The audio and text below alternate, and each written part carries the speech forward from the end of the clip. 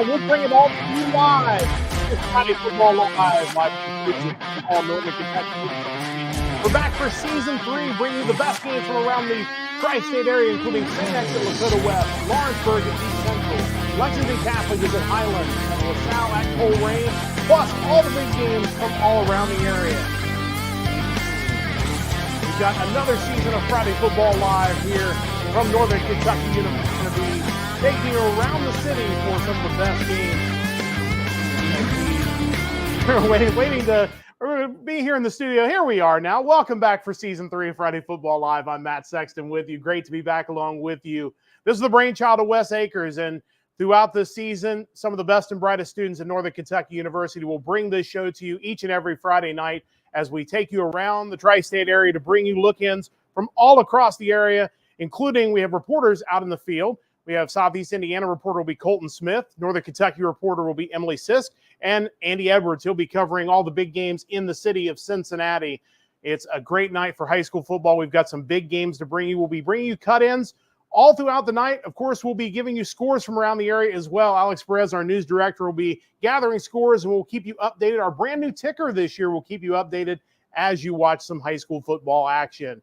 But enough of me. It's time to get out to some high school football action live here on Friday Football Live. And we are headed out first to Colerain High School. The tough year last year for the Colerain Cardinals, of course, going 0-10. There were a lot of teams that got their first ever wins against Colerain, or certainly the first wins in a long time. They're going to try to get off to a better start in 2024. It certainly won't be easy as the LaSalle Lancers come to town. 4-7 last year, 0-3 in the GCL South. They did make the playoffs last year. Sometimes takes a timeout, make sure this is a big play to start. I would rather see him burn a timeout there than run a play that they weren't comfortable or have a formation they were comfortable. I mean, you saw right away that Phillips looks to the sidelines. And I don't know if he had the right personnel for the play on there. Anything that we say is speculation. But be sure, because you want to set the tone. And it's the first game for the offensive coordinator and the offensive coaches, too. So who knows who's at, they have to get the timing down too of getting the plays in and out, making sure everything's going. You said it, Brian, perfectly before. We really are kind of rebuilding from scratch here, right? We're building from the ground up. Last year, hopefully, was a rock bottom situation. We've got to get this team back into a winning mindset, and that really starts with the head coach Huber coming all the way down. So here we go, out of the timeout now. Colerain having to burn one. 3rd down and 2. Need to pick up 2 for the first down. Billups takes it. Going to run himself. He's going to get outside. He's going to pick up the first down, and he's got Greengrass in front of him. He's got men beat. Let's see if he can go all the way. One's going to get taken down right at about the 25-yard line. Great run for Sean Billups, the senior quarterback for the Colerain Cardinals. Yeah, they faked that hand up the middle, and just kind of a trap. He had a pulling guard on the outside, leading the way. Just perfectly blocked here on the outside. He breaks one hand tackle, and then he's off to the races. And great run down. And it's a good call because they go back to that pistol formation, and everyone is thinking quarterback run, but they add that little trap that puts a little delay, and it allows them to pursue, seal the outside, and Billups can take it for a big gain. So they can mark him out of bounds at the LaSalle 29-yard line. So it'll be 1st down and 10 for the Cardinals at the 29-yard line here in the opening quarter.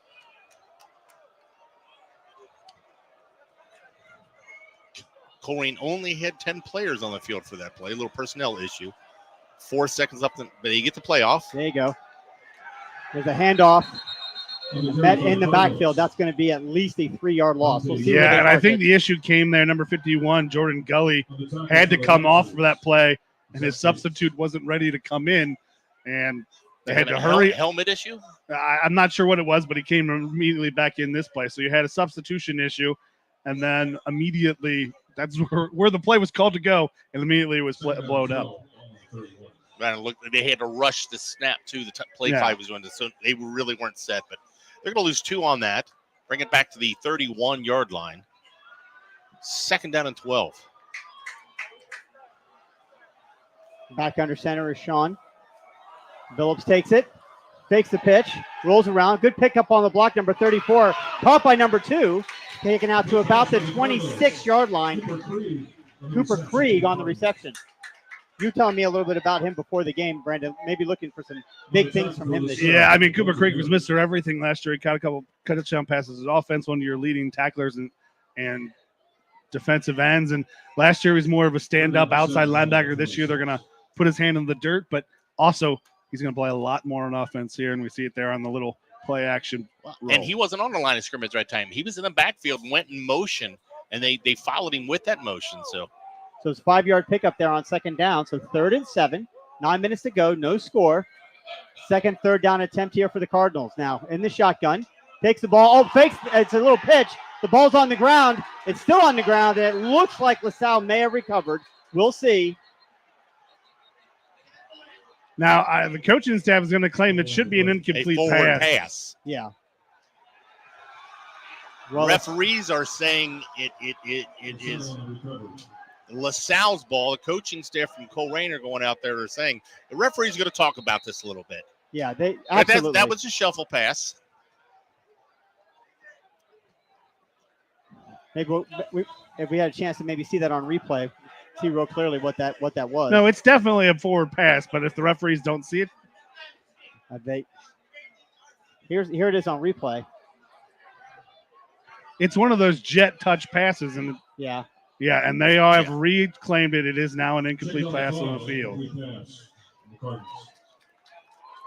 So it'll be 4th down and about 7. Yeah, so the ball goes back to the original line of scrimmage, not where the ball was recovered. Which is why the down markers shouldn't have moved. A good thing they were correctly saved. So still 4th down. No kicking team out there. It looks like Colerain's Yeah, you're in no man's land for just about any high school team. Phillips rolls. It's a throwback screen, and it's picked off going the other way. That was a good play by the linebacker from LaSalle. If he doesn't get that, he's gone. He was only one man, and he just played that ball perfect. Not a bad call. He's the only man there, but the only man there makes a good defensive recovery, because if he doesn't make this play, it's a touchdown possibly for Colerain. And that was Fergus Krieger, listed as your nose tackle, reads the screen. But an incomplete pass there would have been 12 yards closer to the end zone. So 1st down LaSalle. We get the first look at this Colerain defense. Handoff and a little bounce, and not much to go there for LaSalle. Shaheed Davis there to lead the Cardinals, and a little bit different we'll see from the Cardinals this year. So Colerain, for a moment, got the benefit of an overturned call, made an incomplete pass, and then immediately threw an interception on the next play. So tough start for Colerain. LaSalle has the ball now. We'll get you back here to Colerain High School throughout the night. We're going to make our first trip to Lakota West. In that linebacking core. St. X in action tonight at Lakota West High School. Thanks to our friends at Lakota West Student Production for bringing us this broadcast. Should be a good one tonight. We're St. X 7-5 last year, 1-2 in the GCL South.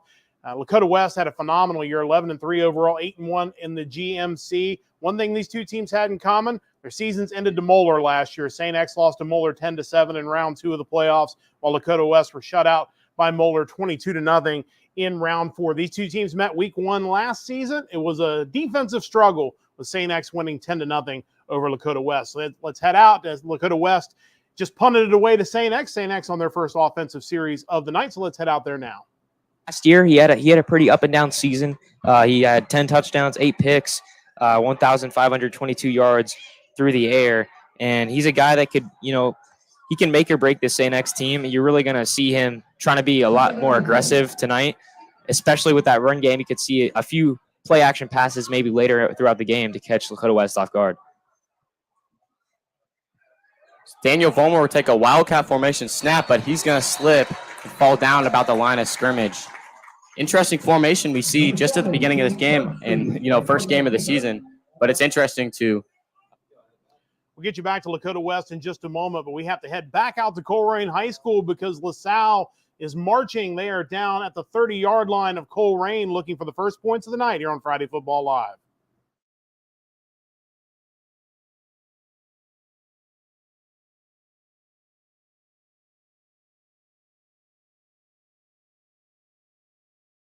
In the past how many years there. They want to run with their quarterback. McLaughlin's been the quarterback there for 2 years already coming there, and They want to run that little midline veer with the quarterback, make a play up the middle, make you make a bad decision. It makes it 3rd and 3. So big third down. There's the handoff once again to number 3. He gets touched in the backfield, but they didn't have enough to bring him down. He stays on his feet, picks up the first down, still on his feet, gets all the way down inside the 15-yard line. They're going to mark him out of bounds, I think, just shy of the 10. It'll be first down and 10 for the Lancers. Yeah, Denver Bird, he's running strong right there. 5'9", 205 pounds. He looks bigger than that, doesn't he? Runs strong. Yep. Breaks some tackles, and he's inside the red zone. In fact, he's down to 16-yard line? 11-yard line. 11-yard line. They're going quick here. First down and 10. McLaughlin takes the ball, hands it off to number 10 right across the middle. He's met in the backfield and tackled for a yard loss. They may give him the line of scrimmage. To 19, Isaac Goldschmidt on the carry. That's the 4th ball carrier, I believe, LaSalle has already used. Hayden Danielson in there, among others, for a tackle. They gave him 1 on the. Okay. Second down and 9. Spread it out 4 wide. Bring the tailback back in. Snap is back. McLaughlin, look at that. Nice little shuffle pass off to the middle. He's fumbled the ball, and Cole Rain's on it. Right at the 1-yard line.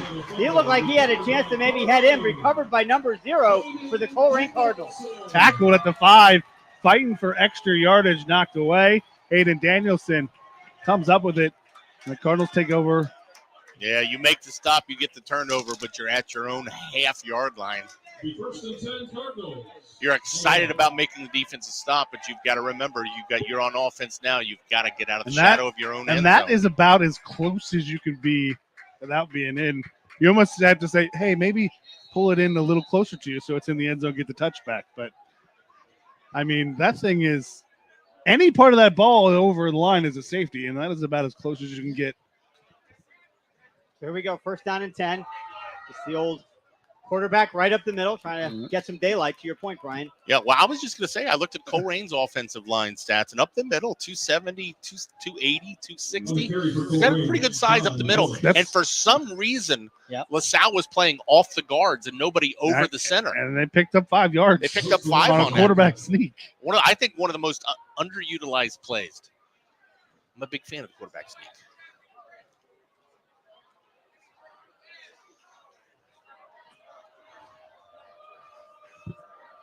12 seconds. Plenty of time on the play clock for the Cardinals.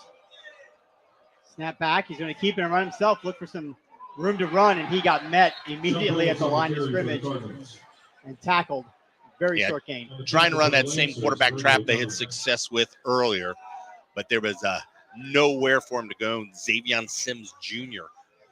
there to make the stop. I'm sorry, I was looking at the wrong roster. Newt Brady O'Connell makes the stop for the LaSalle Lancers.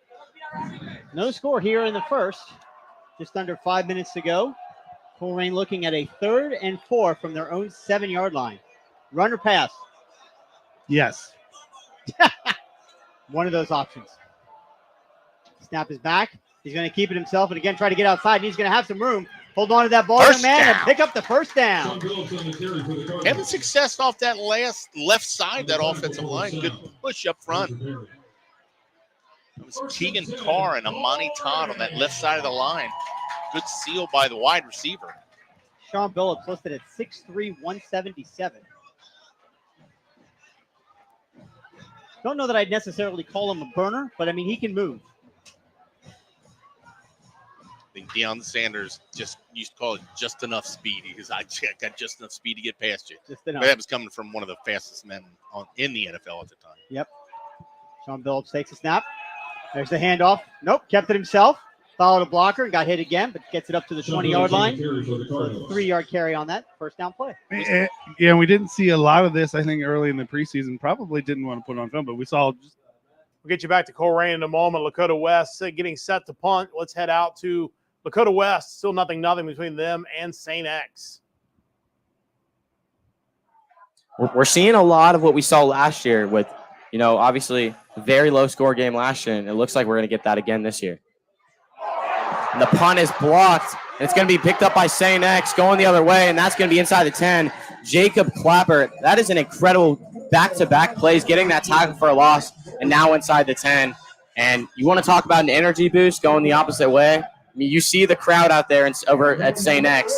That's definitely a big game changer. I was about to mention the turnovers, and that's definitely one that's going to bite this team in the back. I mean, holy cow, what a block right there by the St. Xavier Bombers. I mean, that's a huge play. You talk about momentum in these games. Has always won these games. You know, you go back 2 years ago when West came back down 13-0 at halftime. They had all the momentum in the second half. And then last year, X just had the momentum throughout the game. And then early on here, St. X with a huge pump block. And they started off kicking the ball, so they'll get the ball at halftime. That's just a huge break for these Bombers. But, you know, don't count out this defense. They might hold them to a field goal or even more. I mean, this is an incredible unit, plays as a team. But we'll see what they can do as Herbstreit lines up in shotgun. Motions. He's going to take it himself, and he's going to go right up the middle and right into the touchdown. Touchdown St. X Bombers, and they're going to take a 6-0 lead. That was just an incredible blocking play by those inside guys to get through. And, yeah, I mean, that's just a great start for the Bombers here. What seemed to be a great start for West turns out to be the Bombers leading 6-0 and just a full range of emotions here early on. You thought West went up 7-0 on the second play of the game. Now look forward here 5 minutes in, and St. X is up 6-0. Yeah, you definitely said it with that full range of emotion as the kick is up, and it is good as St. X will take that 7-0 lead, and we'll see what West can do when we come back.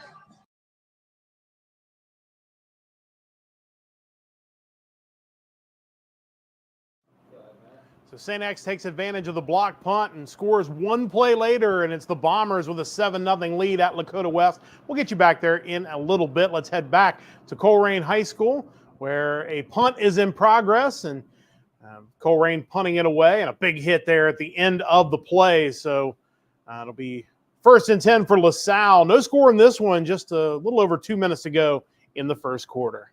It's interesting, though, in the first two series for a guy that was your defensive star one of your defensive stars last year. He hasn't played a snap on defense yet. So first down for the Lancers. Still no score here. As they pass out to the side, makes one man miss, but cannot make the second man miss. Number 28, I believe, was on the tackle after a very short gain.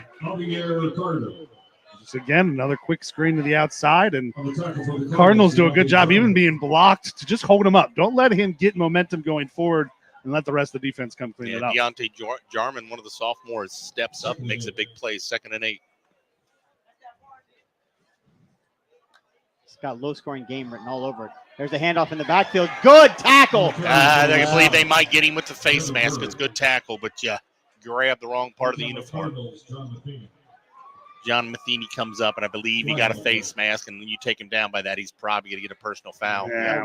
I was hopeful that was the shoulder pad, not the face mask, but oh well. Personal foul, face mask, 15-yard penalty. Yeah, we see on the replay. Got the stiff arm, but he releases the defender's face mask, but the defender does not release his. 1st and 10 Lancers from the 49. Is that the first penalty of the game against Colerain? Oh my goodness. Second. Right That's there. the second right There's there. the second. Yeah, they change it up, go hard count. They're going to draw the defensive tackle off a free 5. Going to take it in the Colerain territory. Ball marked just outside the 46. I was going to say, okay, there they go. 2 came in. That means 2 had to come out. They did finally adjust there. Handoff up the middle. And minimal gain stretched out, but it will be enough for the first down. And the tackle for Colerain, Joseph Brooks. Say McConnell's not the biggest guy out there, but shows quicks to get the outside. But you know, that's 3 or 4 running backs that LaSalle has used for different situations. Yeah, now they've got none in the backfield. 4 wide, 2 to each side.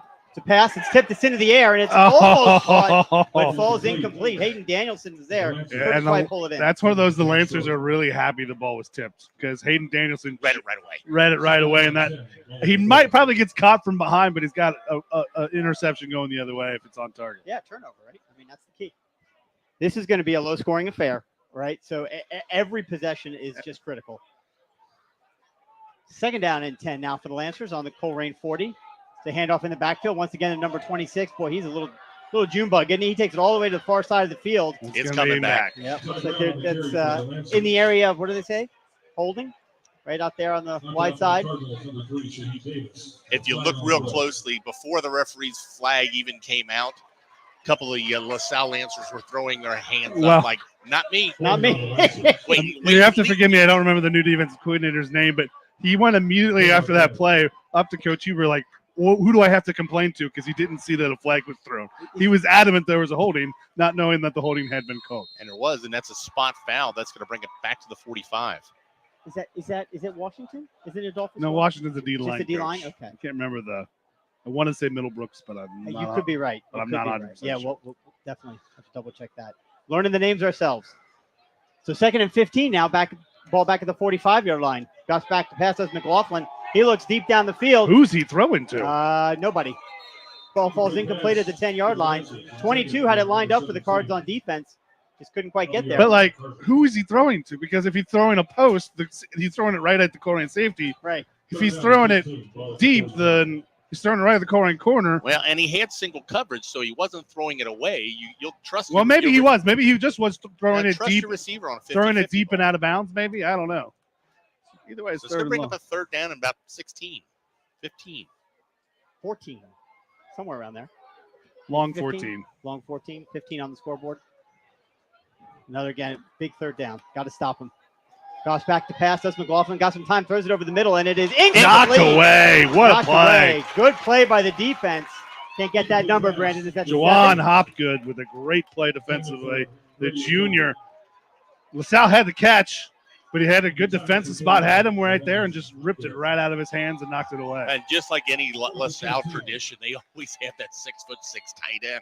And he was overmatched in size, but just fought through the size to knock the ball down. So 4th down and 15 on the Colerain 45. Too long to go for a field goal. Quarterback's still in there, but Yep. Colerain's thinking that he might quick kick it. Oh, there we go. They're No, stepping back. that's not the quarterback. He lined up under center, then he quickly backed out. So LaSalle presumably on to punt. Snap is back. He's rolling, and there's the kick. Thank you very much. Yeah, we'll take that. We will take that. That was a good spot for a fake, but they did the sort of, well, we can pretend like we're going to fake it and kick it at the last minute. But when you do that, you kind of don't get the best You're not getting- form on Right. the kick. Well, And you that almost was got a really- kick over top of the ball, and you like top spin. He got underneath that one. It's just complete shank.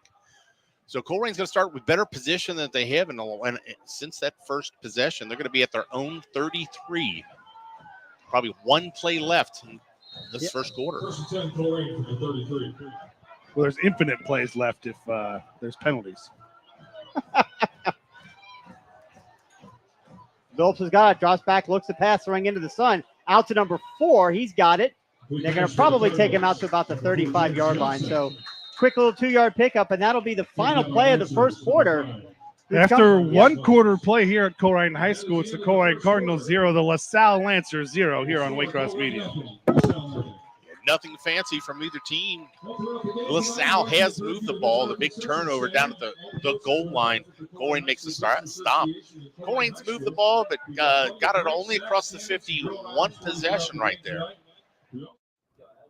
Into the first quarter tonight at Colerain. Still no score between the Lancers and the Cardinals. We'll get you back out to Colerain High School in a little bit. Let's head back out to Lakota West, where it is 7-0 St. X. Bombers have the ball. They're in the late stages of the opening quarter. 2nd and 3 here for the Firebirds is, I think it's a miscommunication between the line judge and the scoreboard, but I believe it's 2nd and 3. Herb Street takes the shotgun formation, fakes the pass, has a go route, and he will have the first down, and it'll move the chains for this St. X offense. Yeah, Daniel Vollmer there, pick up the first down. As it is, so far we're seeing the running backs for St. X definitely winning the battle against our linebackers, but got a lot more time to go to see who will win this battle. Yeah, a huge stop or a huge gain there for the Bombers, picking up that first down and staying on the field here. Herb Street will roll to his left, fires, and that's just going to be a little bit high for number 8 on their offense. I believe that is Matthew Horst, their tight end. He was pretty solid last year, and we'll see what he can do this year, but that's just a little high for him as it goes right over his head. But we'll see what they can do on 2nd and 10. And, for the most part, this defense has played pretty well. Haven't given up too many yards, definitely had their moments, but I think they've done a pretty solid job of playing defense here. But we'll see what they can do on this drive. Well, yeah, in a matchup as big as this, really, this is just a huge potential drive for the Bombers here. As Wes looks to get a stop, they force a 3rd and long, and now, these 3rd and longs are really tough for both offenses to convert, and they put themselves in a good position defensively for Wes. See the St. X student section getting into it a little, showing some energy. We'll see what Wes defense has to say on 3rd down. If they can get a stop here on 3rd and 10, should be able to get some good field position for the offense. And these receivers on St. X, they're also, just like Wes, some very, inexperienced guys. They haven't seen much time on the field in the past years, and really it's going to be fun to see how they perform here in a huge game like this. Herbstreit quickly passes it out, and that's going to be possibly a 1st down to, once again, Cameron Taylor, I believe, and that will move the change, and that's just a great throw by Herbstreit, showing his talent. I was about to say before that play, like you said about the inexperienced receiver, it's interesting how these two teams are built incredibly similar, strong run game, solid defense, and a pretty solid quarterback as well. But they definitely rely on their run game, whether it's Sam Wiles running, Brain Johnson running, Daniel Vollmer and Jake Brett on the other team. But they're definitely built very similar. And we'll see Chase Herbstreit take this one on 1st and 10. Deep back, pump fake, looking, rolls to his right, fires, and he's just going to throw that one out of bounds to prevent a sack there. And, while it doesn't always work, you like to see that from a quarterback, make the smart play to just throw it away. Because, especially with these young guys, you see a lot of times they want to, force it downfield. They want to make a good play because they want to help their team win. But to be able to see your quarterback, a young guy, just. So the 1st and 10 for St. X, just shy of midfield. We'll take you back to Lakota West in a little bit, but we're going to head back to Colerain High School. Got a couple of 7:30 games getting ready to kick off as well. We'll be checking in with them in a little bit. Still scoreless between Colerain and LaSalle. Let's head back out there now. It's like Colerain has the ball just underway in the 2nd quarter. Positive yards here. Snap is back. There's the handoff to number 34. He takes it. Not having a whole lot of luck running through the middle of that line. Had success early in the game, but struggling to find it now. He's going to lose yards on that back to the 25. Yeah, you got Trey Smith, your sophomore backup quarterback in there. LaSalle knows and probably doesn't think he's going to throw the ball, so they're going to play more on the run. Phillips has got his helmet, and he's jogging back to the line, so I'm sure he's trying to get in there before the snap. Not sure that he'll make it. Yeah, I don't think you have the play clock to get him in there. Nope. Well, I tell you what, though, he was working with, I don't know if there's another Colerain legend back on the sidelines, John Martini. Yeah, I did see him. Trainer John is back with Colerain this year. Welcome back, John.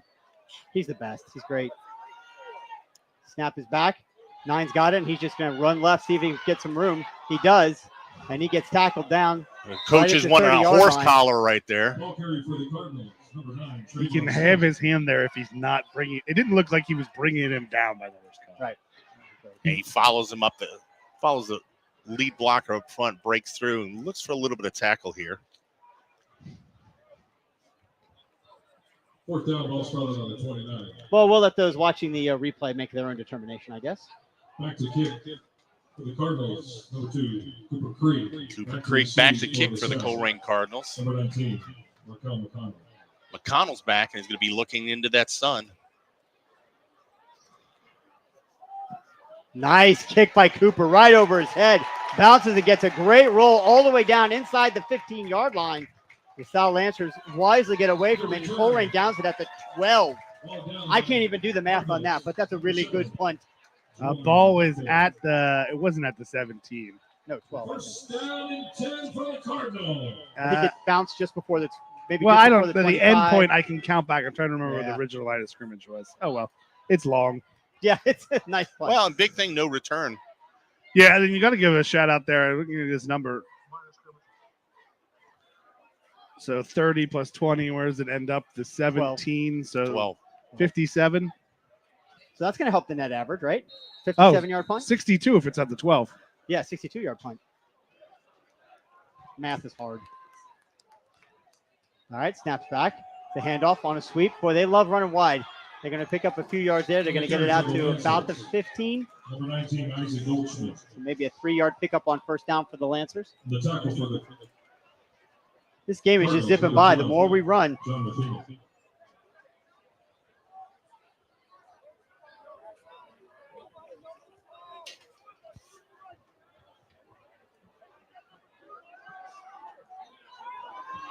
second down and 7. Ball in the 20. Snap is back. There's a pass caught by number 10. Good play by number 3. Did not get juked out. Nice tackle made. We'll get you back to Coleraine High School in just a bit. Our two 7:30 kickoffs are getting underway. Let's head out to one of those two at David Cecil Memorial Stadium. It is Lexington Catholic and Highlands just underway. Highlands, of course, coming off a 12-2 season, 5-0 in their district. They lost in the 4th round of the Kentucky playoffs last year to Cooper, 17-15. Taking on Lexington Catholic tonight. They were 9-5 overall last year.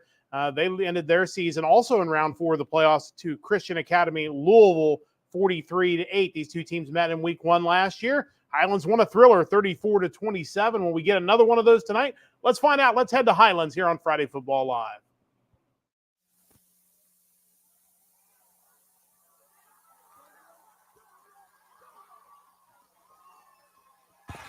Rio Lidmer, read option, first play, first down for the Highlands offense. He was eventually brought down by Lexington Catholic, number 11, Jackson Kreutzer.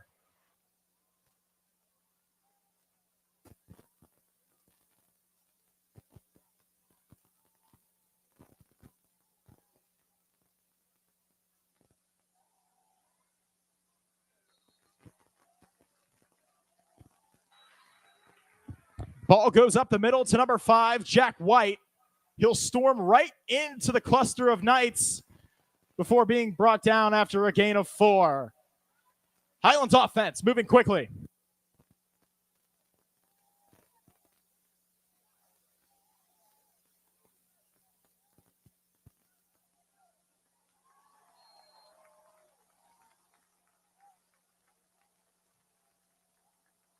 Another handoff goes to Jack White. He was brought down by Lexington Catholic, number 9. Mirror matchup, Jack White.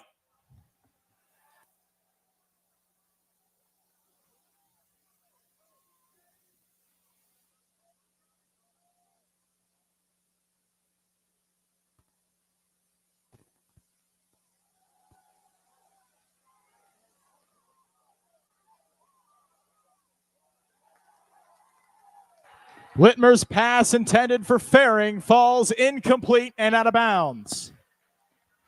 That'll bring up 4th and 6 for the Highlands offense.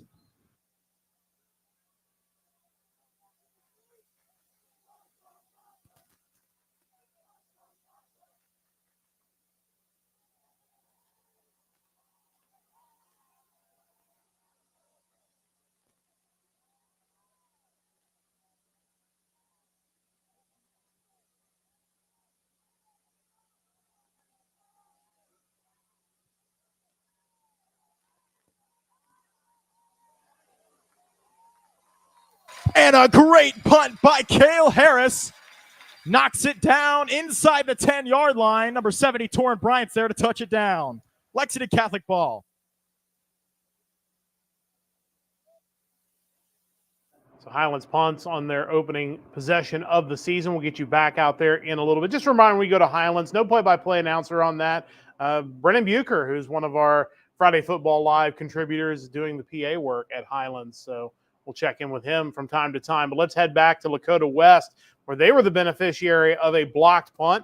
Just had a big play called back, so they have the ball at the St. X 35-yard line, just underway in the second quarter. Gilbert on blocking, and he's going to take it himself.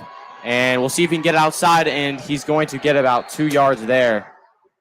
A decent pickup there. Bring up second and about 8.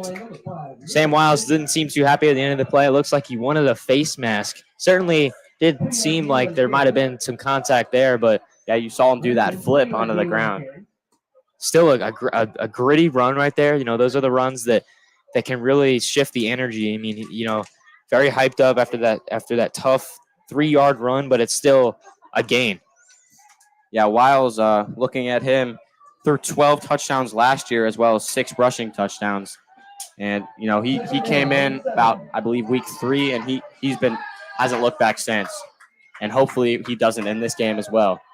Snap, looking, pressure coming, rolls out, still on his feet, making man miss, still going. And that's going to be a first down. That was a Lamar Jackson-esque play. I don't mean to bring up the NFL, but, I mean, man, I thought he was going to go down at least 3 different times for a sack, but he was just able to get around him. Well, a great play right there, great play design. He went through his progressions, you know, forced himself out of getting sacked. Looked like he was going to get sacked there for a second, but made the defender miss and got a huge gain out of it, and that's what it's going to come down to tonight. Yeah, I honestly, multiple times I was about to call a sack, but he was able to get out of it and brought a first down out of it. It'll bring up 1st and 10. Wiles with Johnson to his right. 2 guys out to his left. Snap. And it'll be a fake handoff again, and he's going to get a solid gain, about 5 there, and a flag comes out. I think there was some late contact. I saw some fans flipping their hands, but we'll see what the refs call. Did you see anything? Didn't see anything in particular, but we'll see what the refs have to say here. It was definitely a very late flag, so I would assume some late or an unnecessary roughness. Also, number 94, Ben Berger in on the tackle. Looks like they're not calling. Refs are all talking right there in the middle of the field. Flag on the field. And it looks like they will move forward, and that's going to put them inside the 10-yard line, right? And it will be. It'll be a personal foul on Zach Hertzman, the senior D lineman, but that's going to bring up a very short first down and goal for this Firebird offense. And, you know, on times like this, you have 3-4 tries to get in, and hopefully they can with this offense. But Wiles in it, shotgun formation, snap, takes it himself again, pushing his way, and he is into the end zone, and I don't see any flags on that play, as that will bring a 7-6 score. That is incredible blocking by the offensive line. Getting him into that end zone, it looked like it was just going to be a gain about 3 or 4, but he was able to bring it in. Excuse me, I put up a flag. I meant the touchdown. And wow, what great blocking on that play, and then a great play by Sam Wiles to, you know, eventually break through and score that touchdown. Just the grit and energy that it brought him as he was able to score that. But, I mean, wow, what an answer from these Firebirds. Really did feel like deja vu there, as a quarterback run touchdown from about 7 yards out for both teams after getting a blocked punt. And now we're all knotted up at 7 apiece, and we'll see what the Firebird defense can do here. Yeah, you said it, and we will be back. We'll see how St. X answers to that powerful rushing touchdown by Sam Wiles.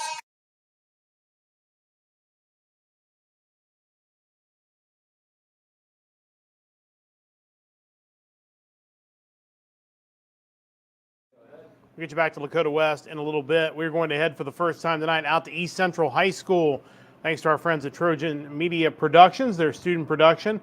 It is the season opener for East Central, the 2-time defending state champions. They have won 21 games in a row. They wrapped up last year's state championship with an impressive 42-14 win in the 4A final against Northwood. Really no threat in the playoffs. There was really none of their games in the playoffs last year that were even remotely close. We'll see if they can be as dominant this year. Taking on Lawrenceburg, 8-3, had a very good season last year. They lost to Batesville in the second round of the Indiana playoffs. These two teams met week 1 last year. It was East Central blowing out Lawrenceburg 42-7. Will Lawrenceburg be able to get revenge tonight? We'll find out. Let's head out there live on Friday Football Live.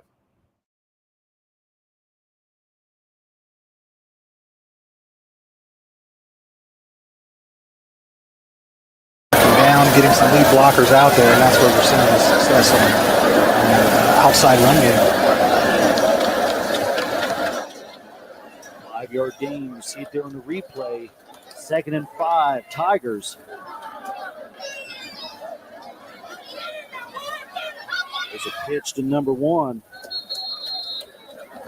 That's Dakari Mucker. Gain of a couple there. It's 3rd and around 3.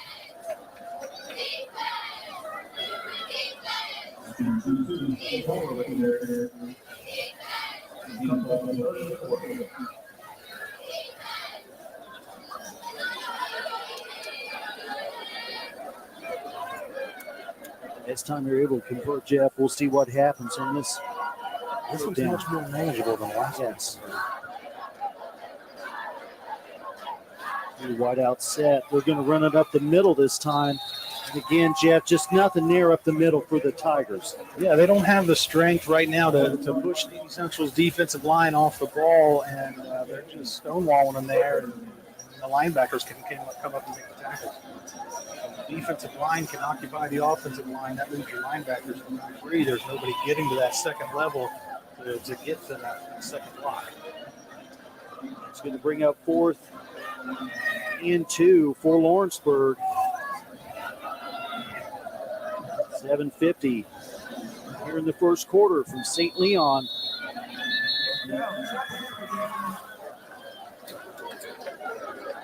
It's going to be a timeout on the field. We'll also take a timeout. Be back with you after this break.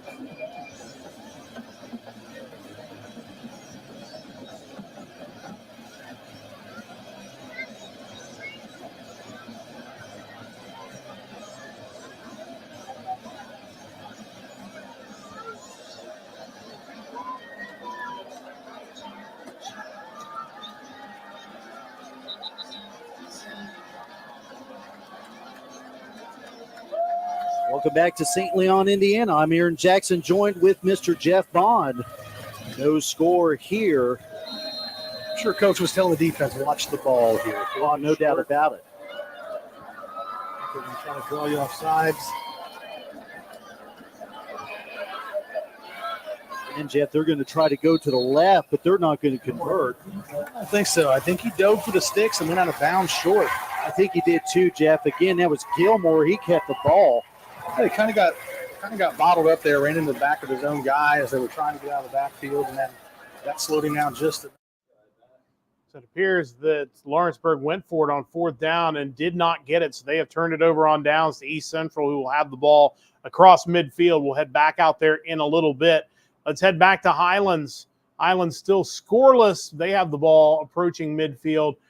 They are about 6 minutes into, or I should say 4 minutes into the opening quarter. Dangerous pass tipped in the air. And it falls harmlessly to the turf. There to knock it away, number 31, Avon Blair. That'll bring up 3rd and 11.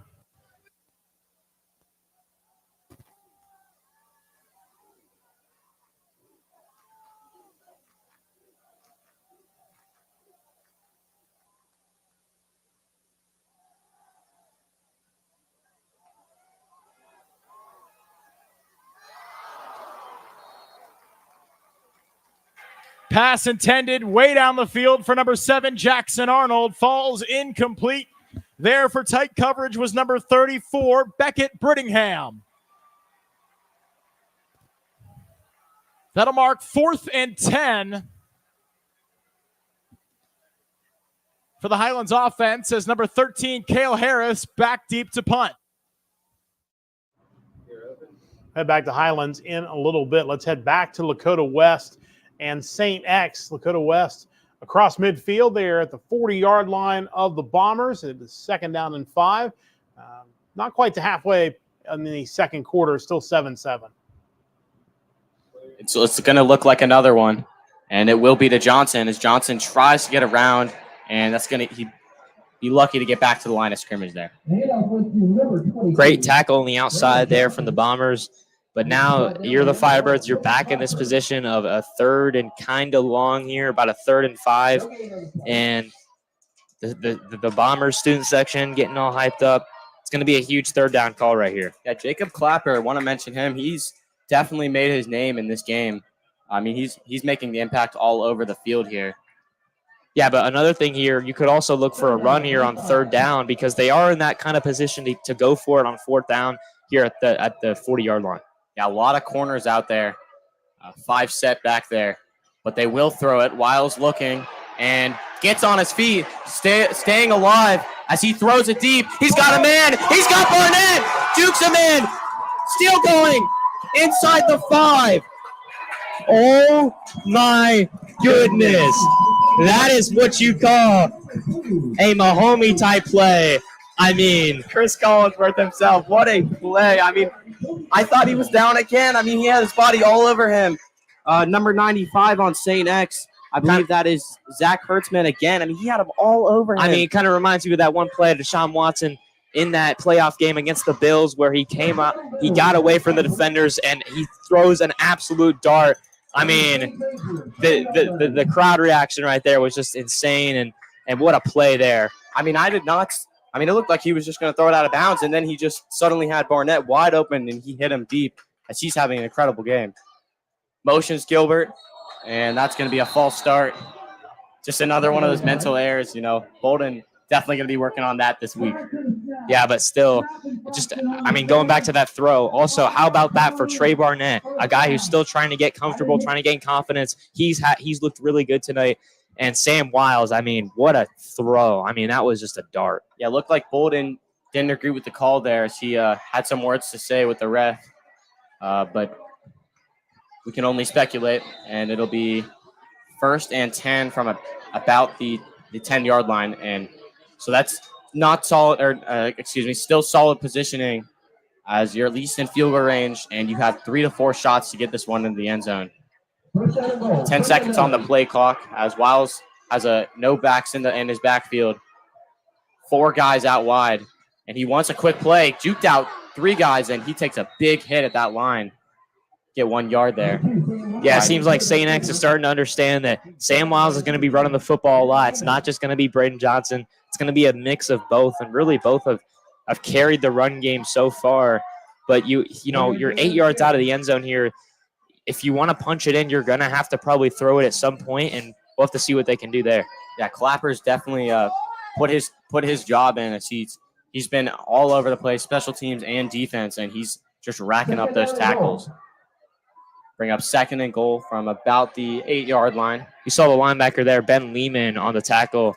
Really just didn't want to give up anything too easy for the Firebirds. Wiles takes the snap.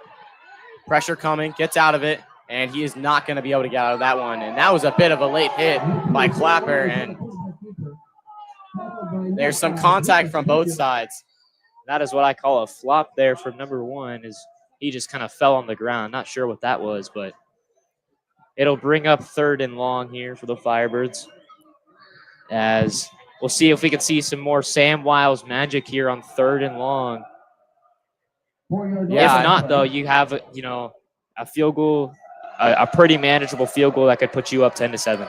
Yeah, I'm pretty surprised we didn't see any penalty there, because definitely it seemed like a late hit to me, and some contact. And normally in high school sports they're a little stricter on that, but it's going to bring up 3rd and long as Wiles looking, has time, has Johnson, gets out to him, flag on the play, and that might be holding to come back. But for the time being, that is going to be a touchdown for Lakota West. We'll see if the refs have something to change about that. I normally on those plays, I would assume it's holding, and it will be. And you can hear the fans there not happy about that one. But, I mean, normally on those plays, It was unfortunate he had him open for a while there. Wasn't able to get it out to him. And that's going to bring up third and even longer, as that's going to be at the the 22-yard line. If you're the Firebirds here, I would just try to maybe run it or just get a quick pass to get yourself a better field goal range, because you don't want to just get nothing out of this possession. You want to get at least a field goal here. Yeah, I'd imagine Bolden is telling his quarterback, Sam Wiles, just do not throw an interception or fumble it, because then you're going to get no points out of this pretty solid drive. So I would expect to see, like you said, a run or a quick short pass, but we'll see. As pressure comes again, rolling out to his right, still rolling, fires deep into the end zone, and I'm seeing touchdown. What a grab. Are you kidding me? Are you kidding me? Oh my gosh. Greatest plays I've ever seen. Barnett again. He, like you said, he has definitely shown his strength today. That is incredible. I can't even, I saw a couple tips, but I mean, come on. 3rd and 22, just chucking it up in the end zone. Trey Barnett's down there somewhere. that is incredible. I mean, they are putting on a show today. Might see more passes after that incredible throw as Kofi puts up the kick, and it is good. And that'll be a 14-7 lead for Lakota West after the rough start. And they are back in this one for sure, as we will go to break real quick.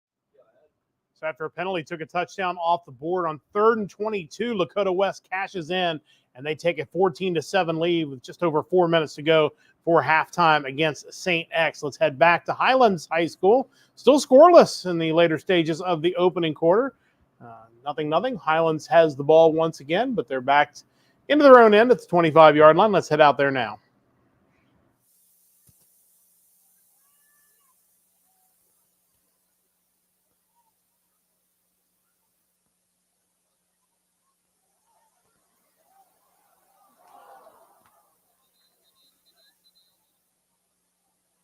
Pass falls incomplete. Flags down in the backfield.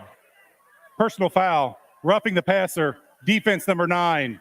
15-yard penalty from the previous spot. Automatic. First down.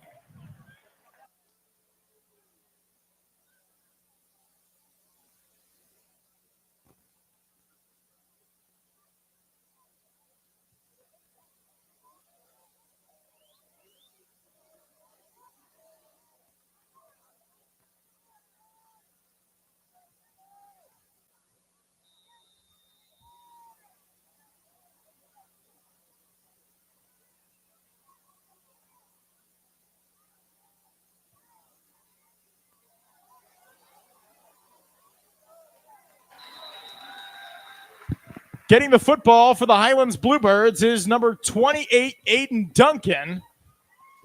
He gets 3 yards on the carry, moving the football up to the 44-yard line. And it'll be 2nd and 7.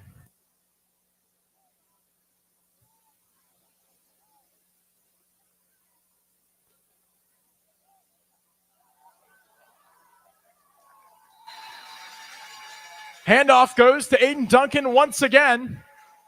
He's tripped up at the Highlands 49-yard line, just short of the line to gain. It'll be 3rd and 2.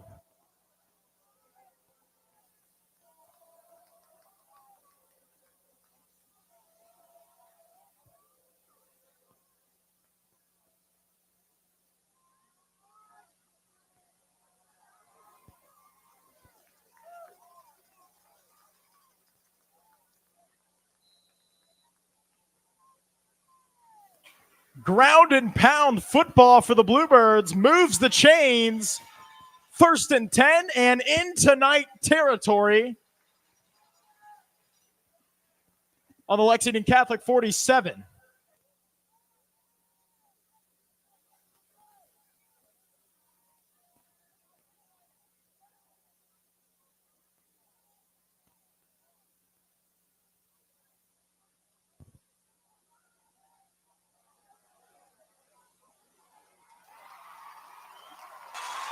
Pass down the field is caught by number 7, Jackson Arnold.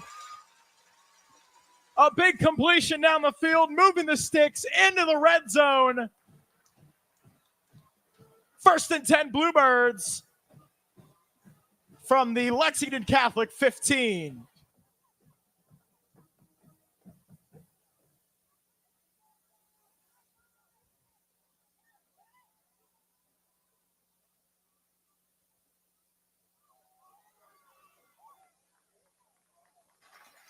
Gabe Williams gets the football.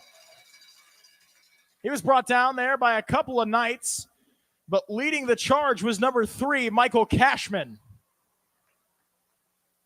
We now head inside the 10-yard line as it's 2nd and 3. Ball rests on the Knight 8.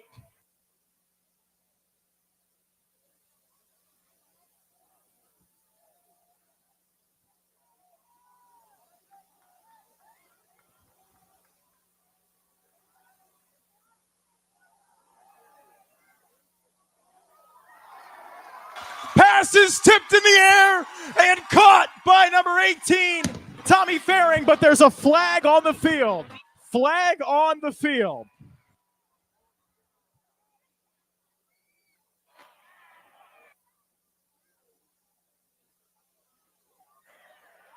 Ineligible receiver downfield. Offense, number 55.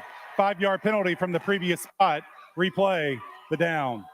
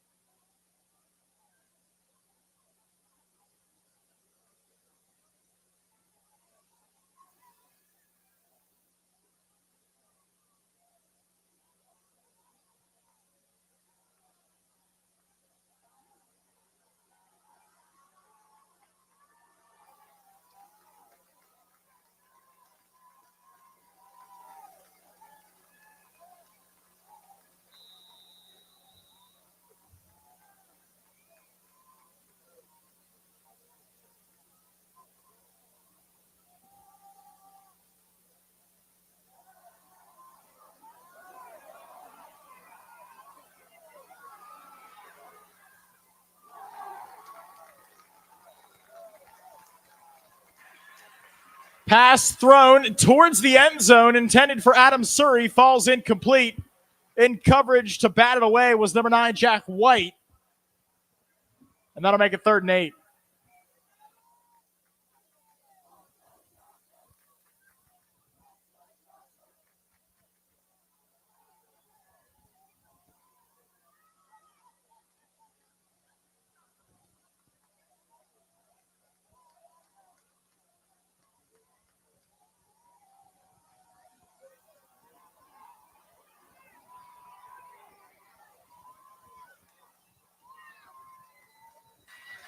Rio Littmer does it himself for the first down.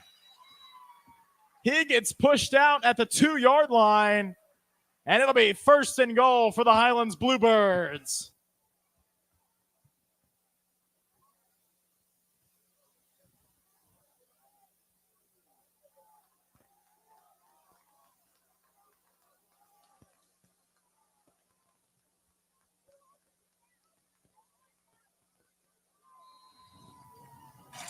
Touchdown, Highlands!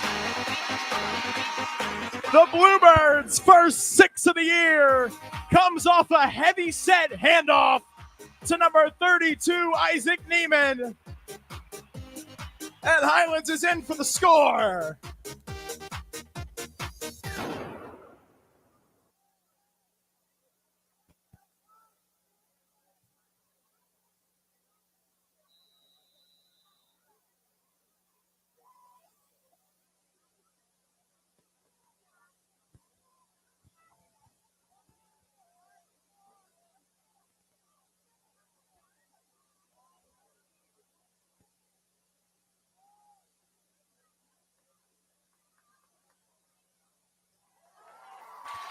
How about Highlands with the trickery? Kale Harris finds the Bluebirds Swiss Army knife. Taden Lorenzen in the back of the end zone. And Highlands goes up 8-0 with $1:20 to play in the first quarter.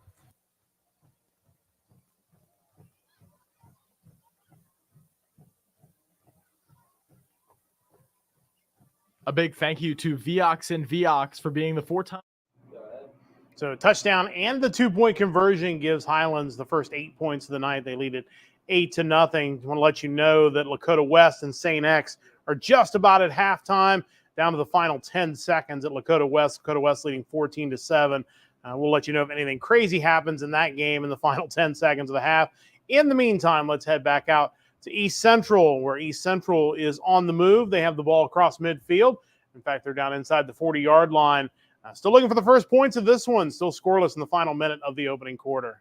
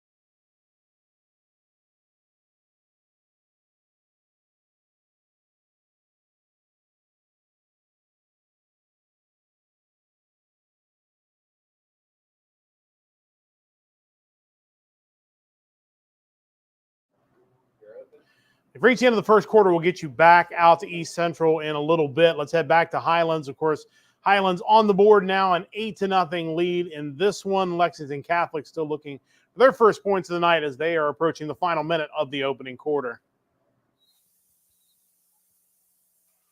Injury timeout.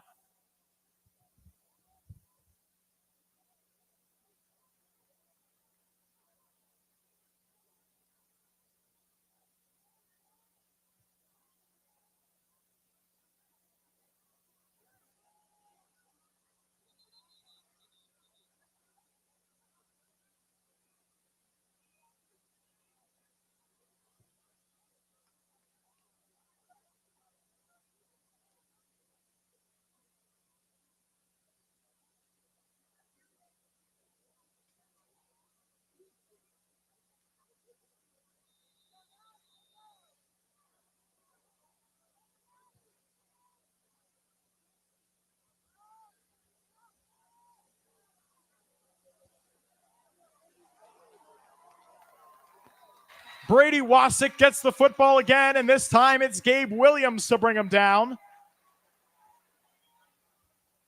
But not before the Knights move the sticks. 1st and 10 from the Lexington Catholic 40-yard line.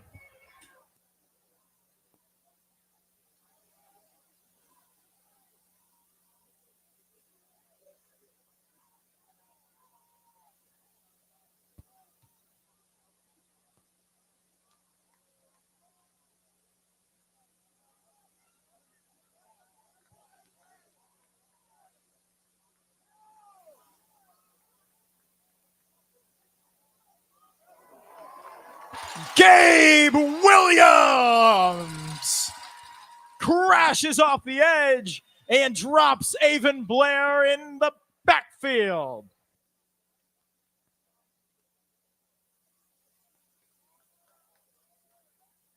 And that'll do it for the first quarter of play.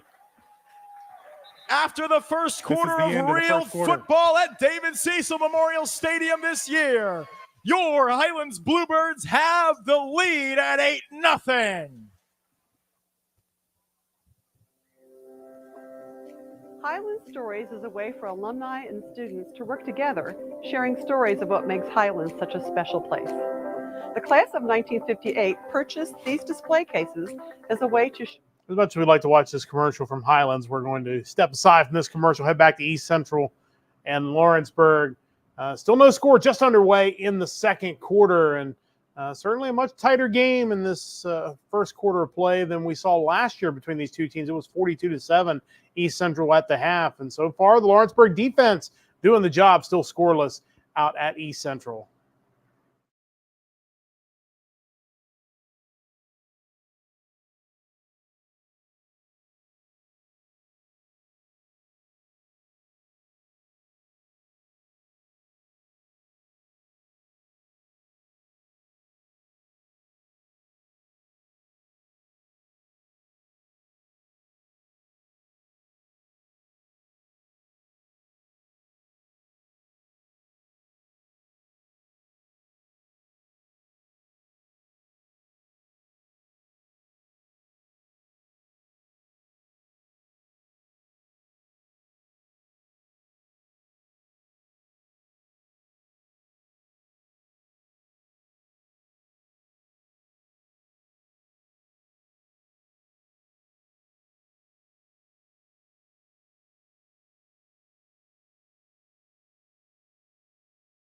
The initial tackler there.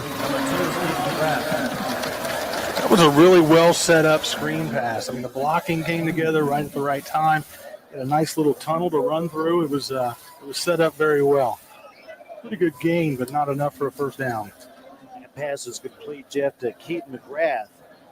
Like you said, it's going to be 4th and 4 for Lawrenceburg.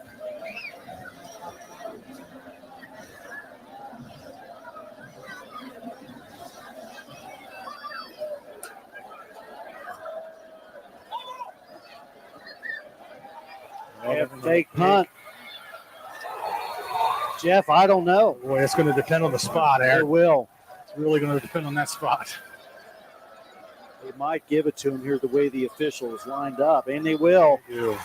Wow. Here's a replay, Jeff. Take a look.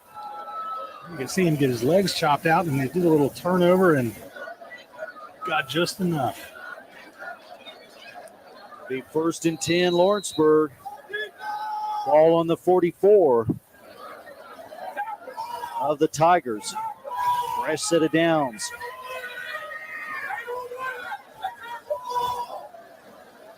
Grath and James Baker on the near side.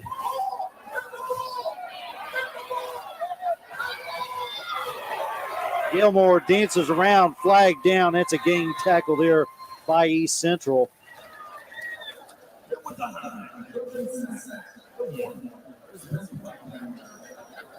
Thrown in the area of a hold call here, I would imagine. Quarterback scrambling like that. That's a long time for the lineman to maintain a block without holding.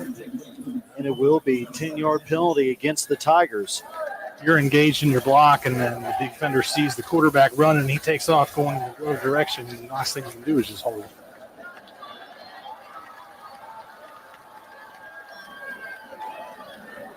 It'll be 1st and 20 after the penalty is assessed.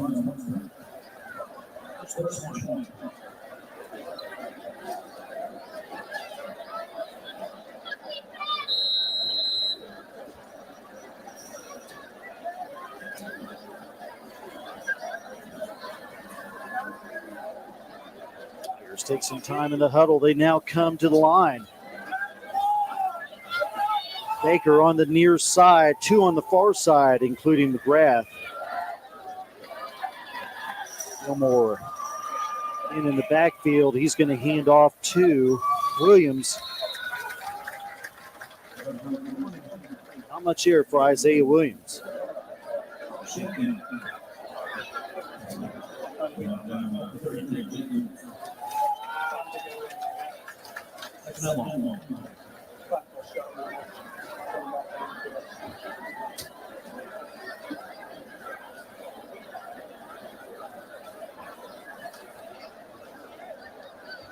Again, about 2nd and 20 for Lawrenceburg.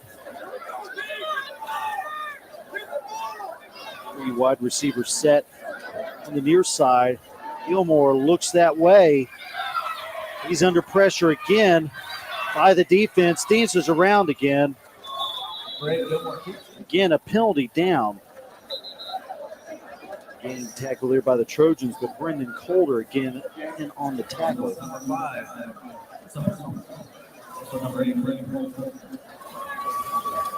The in on the tackle as well.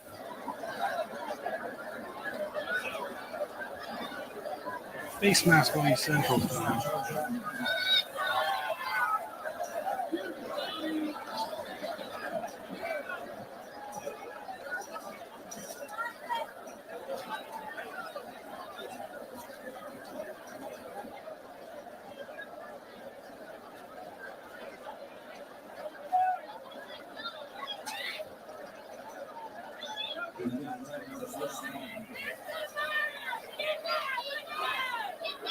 That penalty will give the Trojans a first down. They're now in Trojan territory on the 43.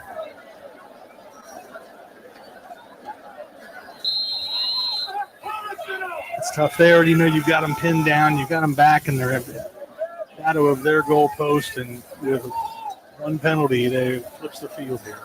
It's a tough break for the Trojans.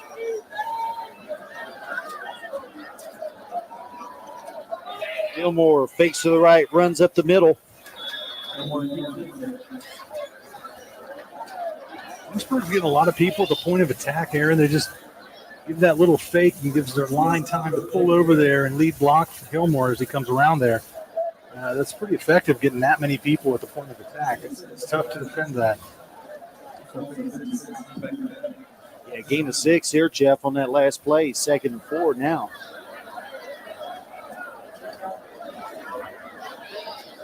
Team number 97 coming into the game. Nishime.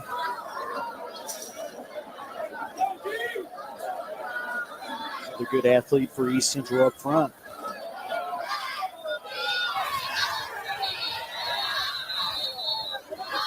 A little confusion. Yeah, I'm not sure what happened there. I'm not sure either, Jeff. I think Gilmore thought they'd called a timeout, but no referee blew the whistle, so the play was still going. Now the timeout's called. Again, Lawrenceburg's going to take their final timeout here with over 6 minutes left in the half. Trojans still have all 3 remaining. Now, Lawrenceburg's been able to make some things happen, and they get those penalties at the wrong time for East Central. You let a team hang like that, they get confidence. Yes. I'm sure their coach right now wants to tell them just to stay calm and let's keep the momentum here because they have momentum on their side right now. Well, Jeff, we mentioned, just how big the game is as far as conference or family or in the county. But, when you're two-time defending state champ, that puts a big target on your back. If you're a team like Lawrenceburg or any team, you want to be the first to fell the giant, so to speak. That's true. And Lawrenceburg's got a lot of success in their history as well. Yes, absolutely. Both teams have been in the state championship game 6 times. Yes. So over the course of the history of the schools. So they've got a lot of pride too there in Lawrenceburg, and so they want to. They're fighting for a lot as well. Absolutely.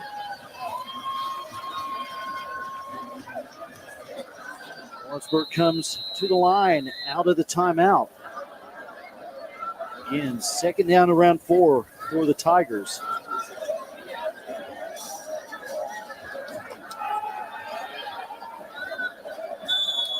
Pass incomplete. Gilmore had his man, Keaton McGrath, but just couldn't connect right off his hands. Just a little bit too close to the sideline there. He just couldn't pull it in. Bring up 3rd down now for Lawrenceburg.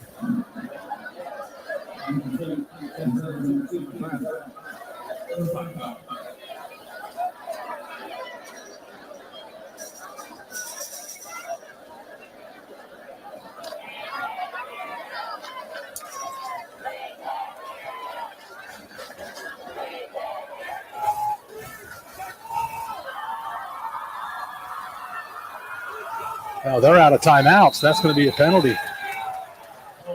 Gilmore tried to call a timeout. Coach has already called all 3 of them. I could see, Jeff, there's a little confusion there.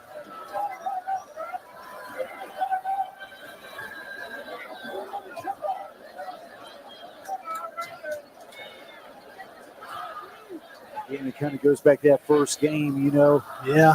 some of those issues worked out. I'm sure Coach Kaniga is pulling his hair out if he has any up there under that hat, but that's not what you want to do. You've got momentum on your side. You've got a short 3rd and 5 to make, 3rd and 4 to convert, and now it takes it back to 3rd and 10.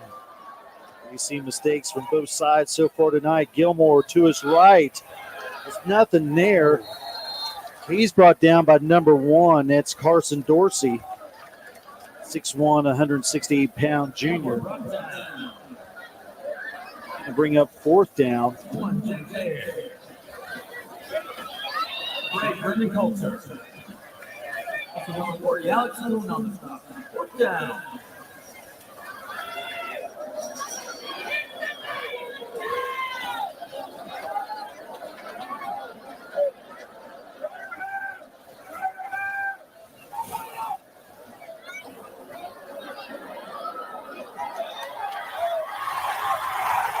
Oh, he's got a lot of room over here.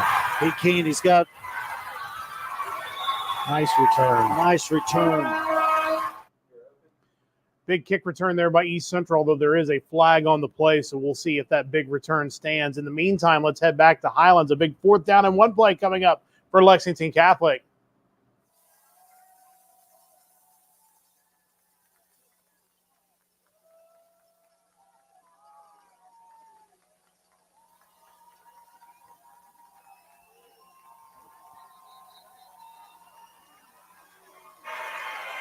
Timeout.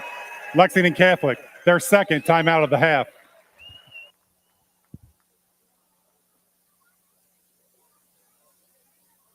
St. Elizabeth Healthcare is proud to be right here for the athletes, schools, and communities we serve. The past year has made St. Elizabeth Healthcare prouder than ever to be right here serving the people of Northern. So big thanks to St. Elizabeth Healthcare for bringing that time out to us. So we're going to get out of there and we're going to go to East Central, where they just had a big punt return near midfield, and now they are across midfield. That flag did not bring that kick return back. So East Central on the march, looking for the first points of the night in the later stages of the 2nd quarter. Selhorst, another all-around good athlete for the Trojans. Full start, East Central. Be a 5-yard penalty.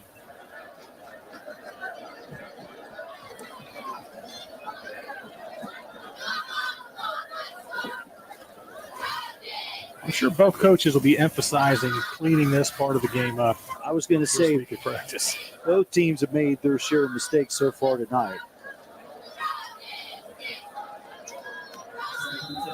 2nd and 13, Trojans. 4:30 left in the first half. Again, Selhorst in motion. Good take it. That was a reverse. I was going to say that's going to be a reverse. Yeah, they just ran right into each other. Lawrenceburg able to blow that play up. Number 5 there on the tackle, Kane Foster. Big loss on the play because of it.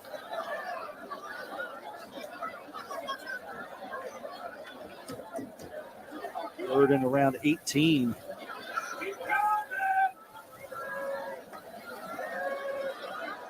Maple back to throw over the middle. That pass is complete to Feldkamp at the 40.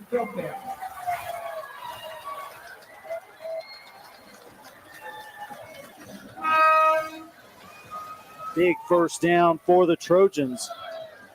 That gets them into Tiger territory.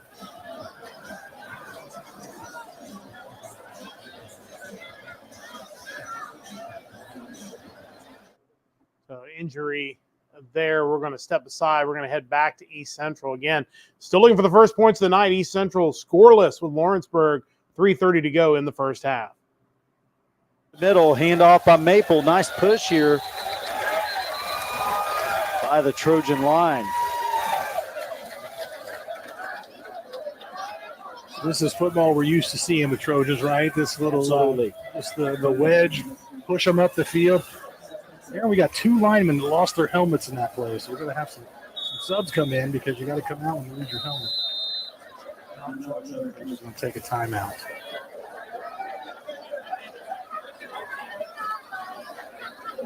Now the East Central will also take a timeout. Be with you for the final 3 minutes of the first half.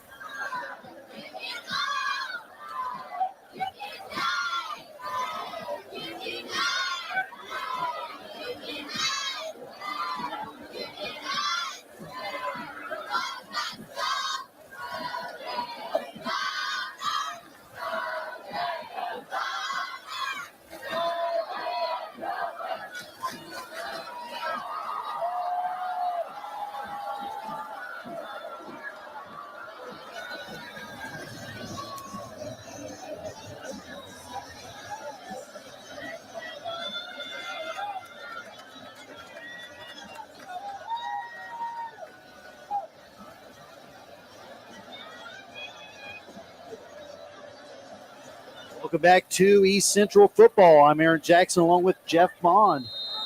No score here, maybe a surprise to some in the first half. Came out of the timeout and a penalty. It'll be a false start. Coaches can't be happy with that. It was against East Central.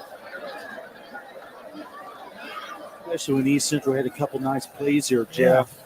And you're really fighting for every yard you can get here in a game like this with no score, as you said. And just to have those kinds of penalties and just to push yourself back, it just makes it so much harder for yourself. 2nd and 11 now for East Central. 3 wide receivers set here for the Trojans. We'll see what happens. Maple is going to roll to his right. He's going to look for Feldkamp. A little bit above his reach here. It's going to be incomplete. And so that changes your play call, too. You know, you got a 2nd and 4, 2nd and 5, and then all of a sudden you find yourself in a 2nd and 11. Now you can't continue what you wanted to do as a coach. You've got to change the play because the play you wanted to run won't be the right play for that long yardage. So it just takes you out of your game plan and out of what you want to do.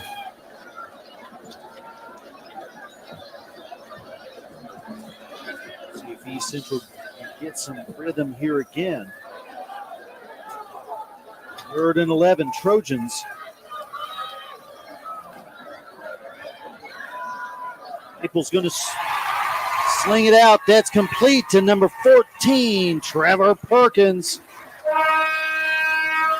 Nice pickup here, Jeff. Yeah, it was a good play. East Central was lucky to get it off. The play clock was ticking down. I know Maple was trying to hurry under the line, get everybody set to snap that ball, and it worked out for them there and converted on that 3rd and 1. Kind of side arc delivery there by Nolan, too. Number 2 with a carry that time for East Central, Selhorst. Trying to get him free on a jet sweep there. They've done that a couple of times, and then Lawrenceburg does a good job of sniffing that out and reading it and trailing that motion so they can be right there when he gets the ball and makes the field. Maple again drops back. He's going to air it out. Back to Feldkamp. Touchdown, Trojans! Maple up Feldkamp. That gets the job done. Yeah, that was a good play there. Good protection up front. Mingus made his block on the end there, and Feldkamp got free from the defender, and Maple put it right where it needed to be. Good play, good drive for the Trojans. You get that first one under your belt. Yeah. Monkey off your back, you know? Now you can kind of breathe there in the huddle a little bit, Jeff. A little bit. You got a little bit of room. Yep. Really good read there by Maple, especially Feldkamp, well defended. Let's see. PAT is good. Nathan McPhee in there for the extra point. Here's an interesting stat for you, Aaron. Yes. McPhee is 100% on extra points this season. So finally, after nearly a half of football, defensive struggle, East Central breaks through, gets the touchdown pass, and the first 7 points of the night with 2:06 to go in the first half. We'll get you back out there in a little bit. Let's head back to Highlands, where we just had a play run off to the sidelines. Lexington Catholic looks like they have the ball here, trying to get some points against Highlands before the half, or is it Highlands with the ball? We'll find out here in a moment. Looks like it is Lexington Catholic with the ball and facing a 4th down and 2 with 2:44 to go before halftime.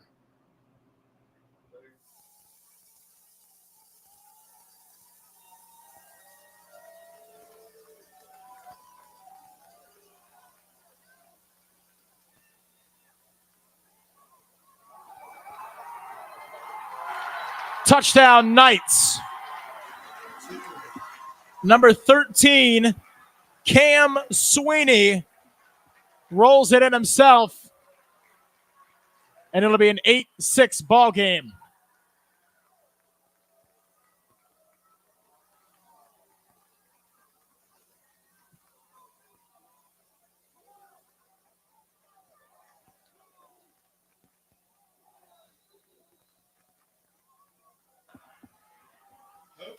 Finnegan Wedding on for the PAT.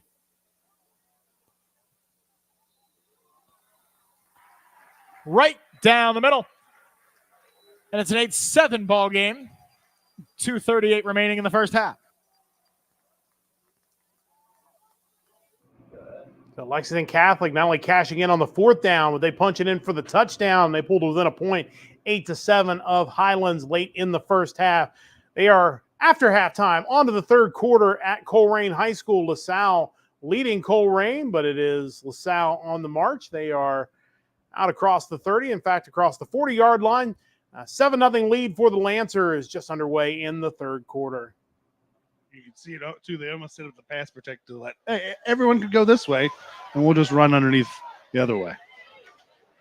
So 1st down and 10.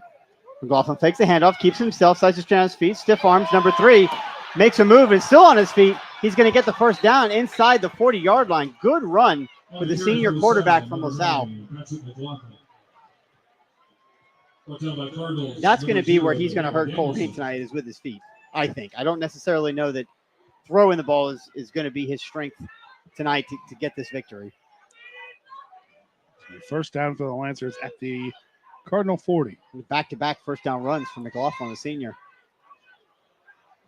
LaSalle up 7-0. Look to add to it. There's a handoff to number 3. Running back lowers his shoulder, but he's going to get tackled after just a short gain of 2. Jay, another good play up front. Called his name a lot. Number 25, Javante Burnett. That was Devin Bird on the carry. 5'8", 230 pound senior. It's funny. This is kind of the first time we're seeing this new look for 4-man front four defensive look from the Cardinals. And it's funny, of all those years running that 50 slant, you can complain about certain things. Turns out those are the same weaknesses every defense has had. You're going to give a cushion on the corners. You're going to get beat at the seams, and you're going to struggle stopping a running quarterback.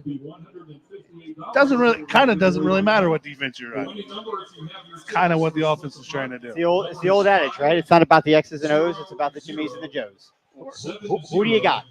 And at the high school level, a running quarterback, the dual threat quarterback is more dangerous at the high school level than any level here. Yeah, absolutely.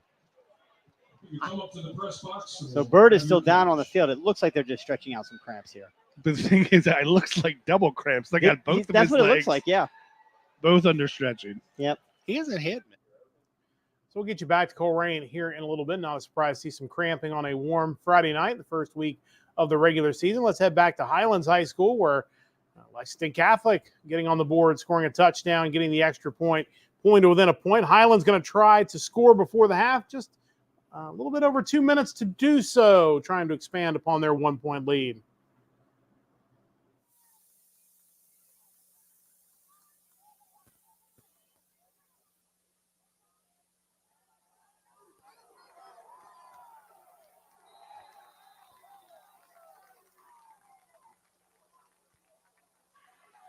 Pass out wide goes to number 32, Isaac Neiman, and he was brought down by number 3, Michael Cashman, and number 9, Jack White.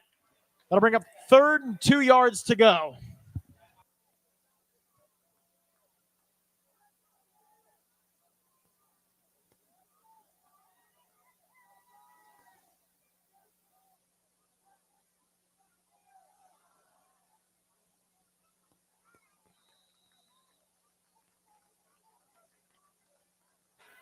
The run by Jack White will move the sticks and give Highlands a first down with 1:15 on the clock. He was brought down by Brady Wasick.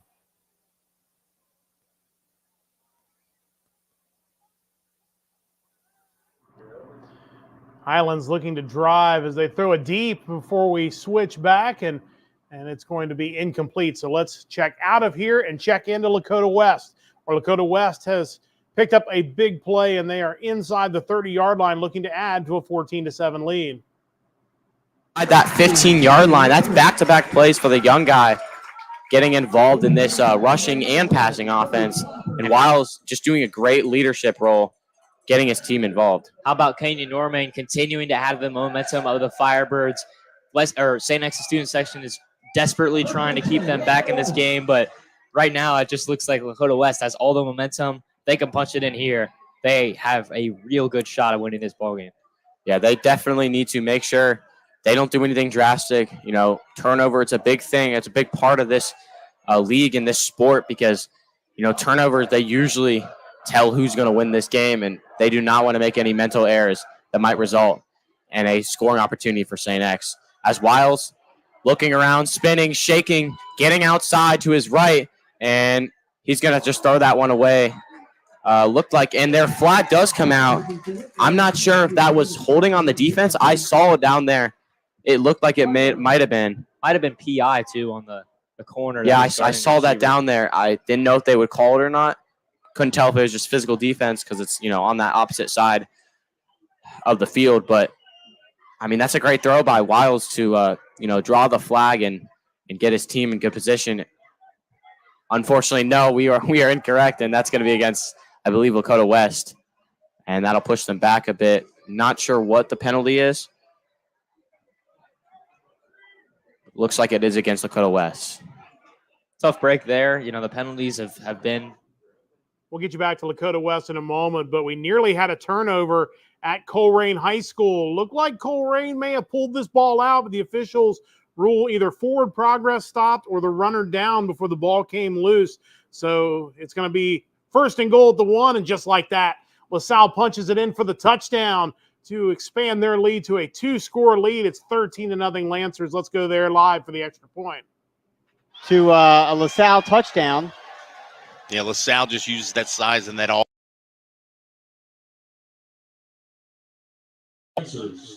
Number 80, Jack Schroeder.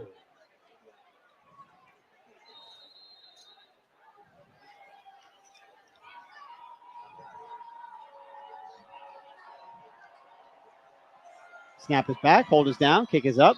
Strong kick, and it is good. So with 7:53 to play in the third, it's LaSalle Lancers 14, Colerain Cardinals 0. A couple other updates. Walnut Hills 16, Western Hills 0. So Walnut Hills, Western Hills.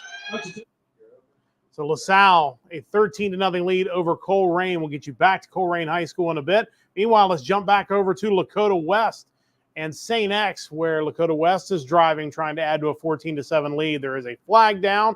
It was a 3rd and 13 play right there. We'll see if St. X is going to give Lakota West another first down. Just trying to, you know, stay within field goal range. But I'm also, you know, you've seen these 3rd and long plays that Sam Wiles has been able to draw up. He's definitely still got something left in the tank, and we'll see what he can do here. St. X student section is not giving up yet. I mean, the energy, I got to respect it, you know, not my home school, but they are definitely bringing the energy as they do every year.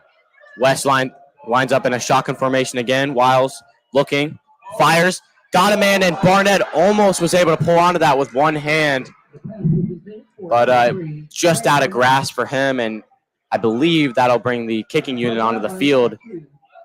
That'll be about a 38-yard field goal, I think. And we'll see. I believe it is Kofi that's going to kick that one away. We'll see if he can knock that through the uprights. He's done a pretty job all year, obviously with one game, but hit his 2 extra points and has been booting it. So we know he has the distance, but we'll see if he has the accuracy.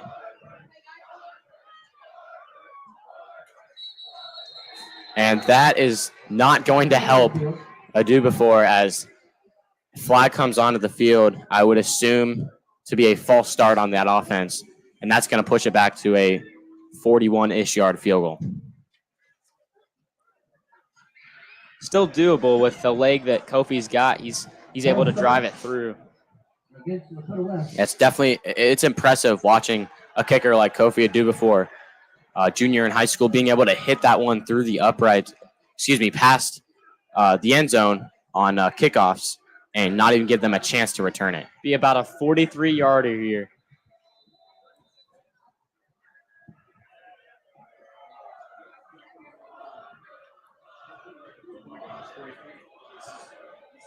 Be 42 yards and another false start, and that is just unfortunate for West. Bolden's pointing at the defense. We'll see. Disconcerting act on the defense. Okay, and that is going to give West a break. I mean, for a guy like Adubafor who's never started as kicker, that's got to be some nerves, having to set up to kick it 3 times before actually getting to do it. But hopefully, this time he will be able to kick that one through. Yeah, now it's back to a more manageable kick, about a 38-yarder here. See what he can do. St. X a little conservative on that rush attack to block this kick. As the kick is up, and it looks good with room to spare. I mean, that one was a high one for sure. And that is going to give West a 10-point lead. St. X is desperate, getting desperate for points. As with 8:50 on the clock, we will go to break, but we'll see you back after. So 37-yard field goal. Lakota West expands its lead to 17-7. Let's head back to Colerain High School. LaSalle, 14-0 lead. Colerain really struggling on offense, and the struggles appear to be continuing. Fumble. We'll see who gets it back. I think Colerain got it, number 55. Wrestled that out and saved it, but either way, that's going to be about a 5. You really couldn't loss. see the ball come loose because it was in a pile of bodies, but you knew there was a fumble from all of the rush of orange beanbag thrown by the referees to mark the spot. Yeah, they run play action there and just trying to find a little bit of something, but they had a blitz going on from the LaSalle Lancers and really collapsed that pocket even before he could pull the ball out of the mesh. So 5-yard loss, fumble recovery for the Cardinals. It'll be 2nd down and 9.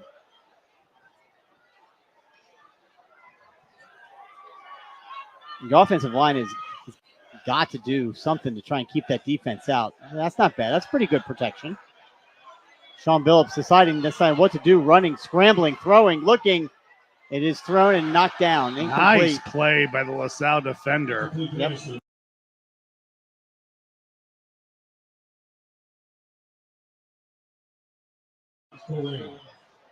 Yeah, it kind of turned into down by the defense of the Lancers. 12, Claude Moore.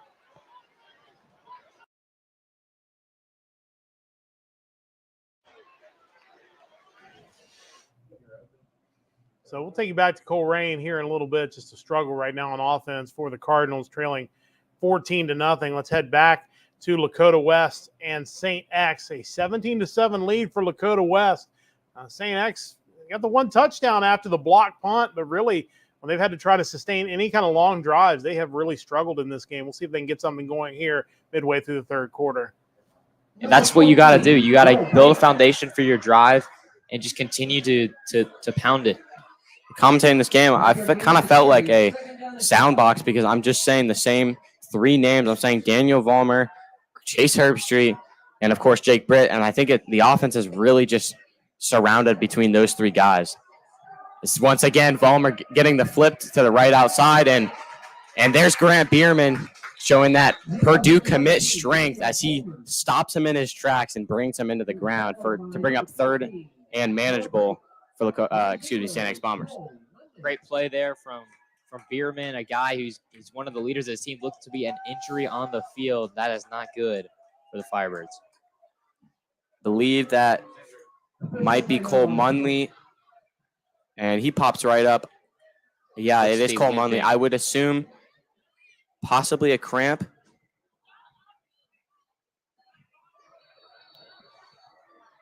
But we'll take a quick break and come back after this quick timeout.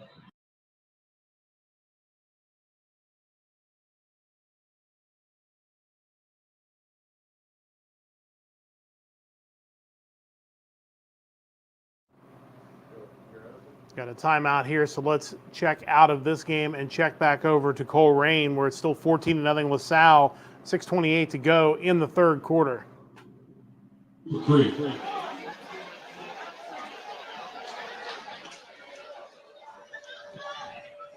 Another nice punt by Cooper Krieg, once again over the head of the receiver. You'd think they'd realize that he can kick the ball pretty well.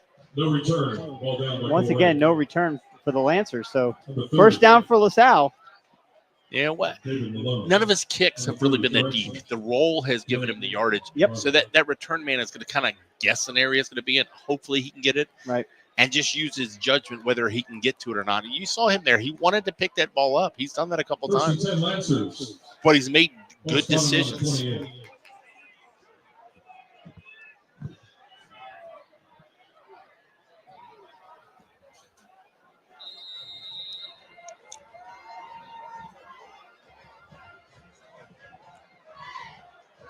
Snap his back handoff in the backfield and snuffed out by number 25 for the Coleraine Cardinals. Tackled for a loss. And that young man, Javante Burnett, has been everywhere this afternoon or this evening for the Cardinals defensive line and makes a big loss there. Couple of Lancers down on the turf. Again, hopefully nothing but cramps. Well, one of them's nope, they're both cramps. I was gonna say one's for sure a cramp. Now this is interesting. You usually don't see an offensive lineman cramp.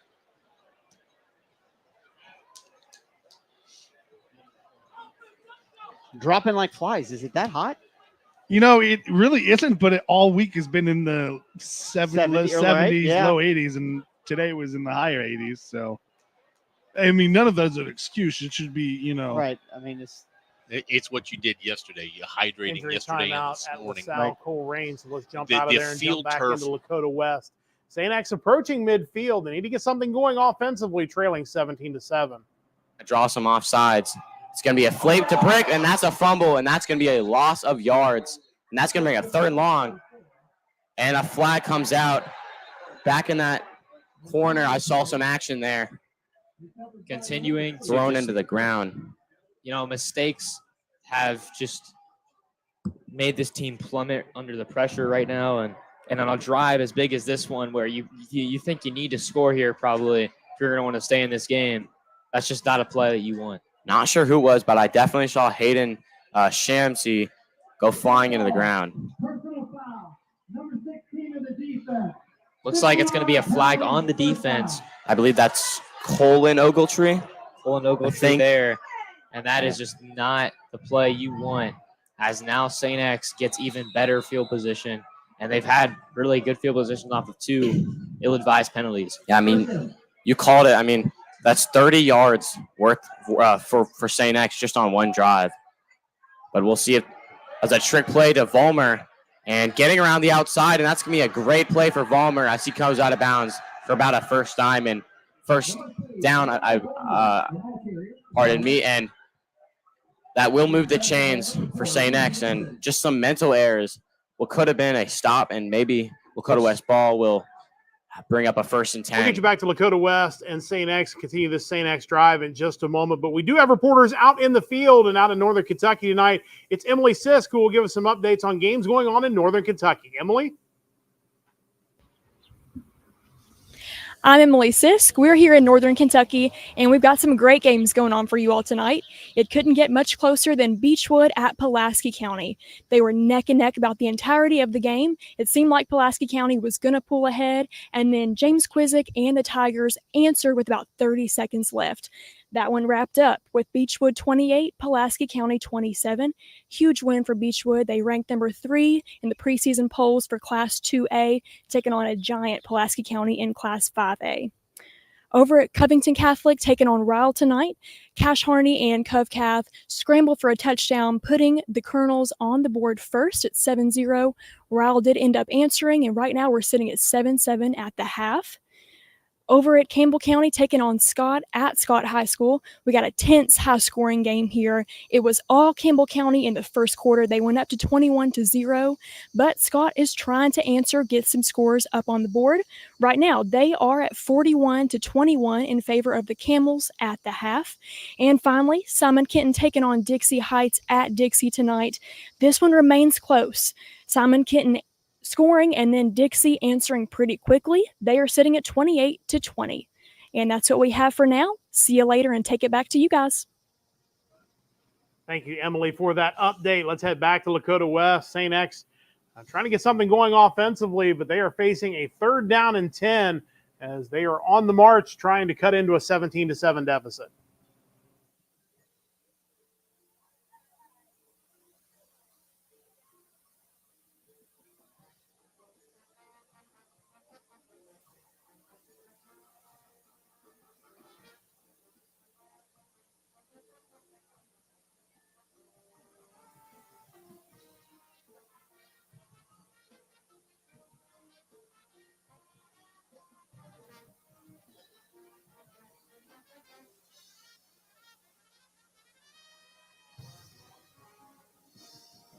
There are 3 certainties.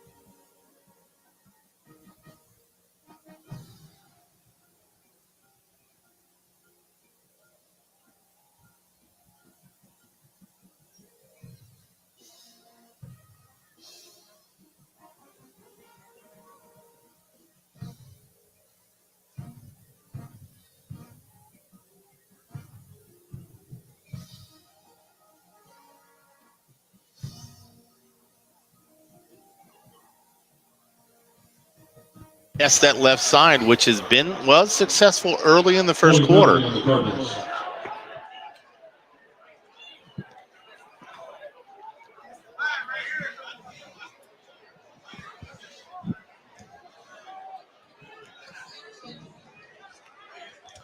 So they will take the penalty and be 1st and 20 for the Cardinals. There you go. Ball taken back. That's an interesting. Dakota West defense comes up with a big stop. They stop the St. X drive, so it's still 17-7 there. Still 14-0 LaSalle as Coleraine really struggling to get some rhythm on offense. But it is time to turn the intensity up. It is time to go to our man, Andy Edwards, who has updates on games all around the city of Cincinnati. Andy?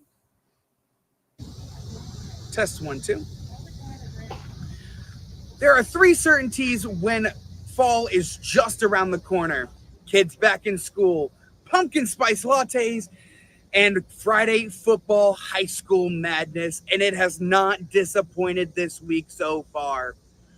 McNick versus Steubenville has been a battle of the defenses as Steubenville is up 7-0. Moeller versus Princeton. Moeller is up 14-7. Moeller looking a little shaky there in the first quarter, but Petoskey is able to get the ball for Moeller. We also have some other tri-state scores around. First, Turpin versus Oak Hills. Oak Hills is up 21-17. Roger Bacon versus Indian Hill. Roger Bacon's up 10-7. LaSalle versus Coleraine. LaSalle up 7-0. Wyoming versus Ross. Wyoming's up 14-7. And St. X versus Lakota West. Lakota West is up 14-7. Stay tuned here for the second half of football action in the Cincinnati area.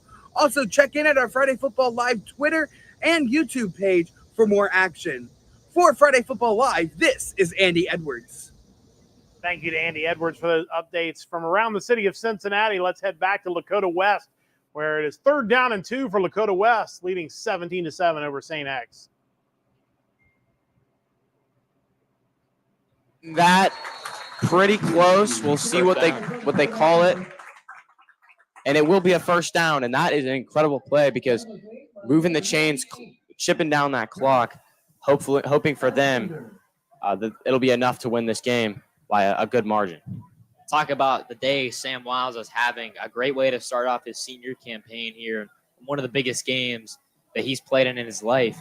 And against such a tough foe in St. X, after the way West season ended last year, after the way they played St. X last year, they wanted to come into this game with a different edge. And you've seen that in their offense. It has just been spectacular tonight. You can definitely tell they came here with revenge.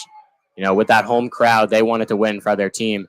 As Wiles, play action, pressure coming, gets it downfield, had a man, and it's going to get overthrown to Barnett. That looked like a touchdown if that's just a little bit less air on it. I mean, he broke away from him. They wanted a flag on the defense, but I don't think they were going to get it there. But great job of stepping up and making the throw. It just too much air on it. Whatever it was, Wiles definitely thought he was going to be a little bit deeper than that.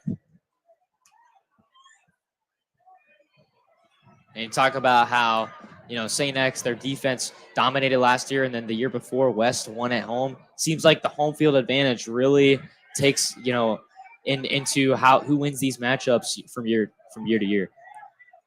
We'll bring up 2nd and 10 here after that tough throw there by Wiles, as he will take it again to Barnett, coming up clutch and, getting a little bit of a comeback, and the ball is loose.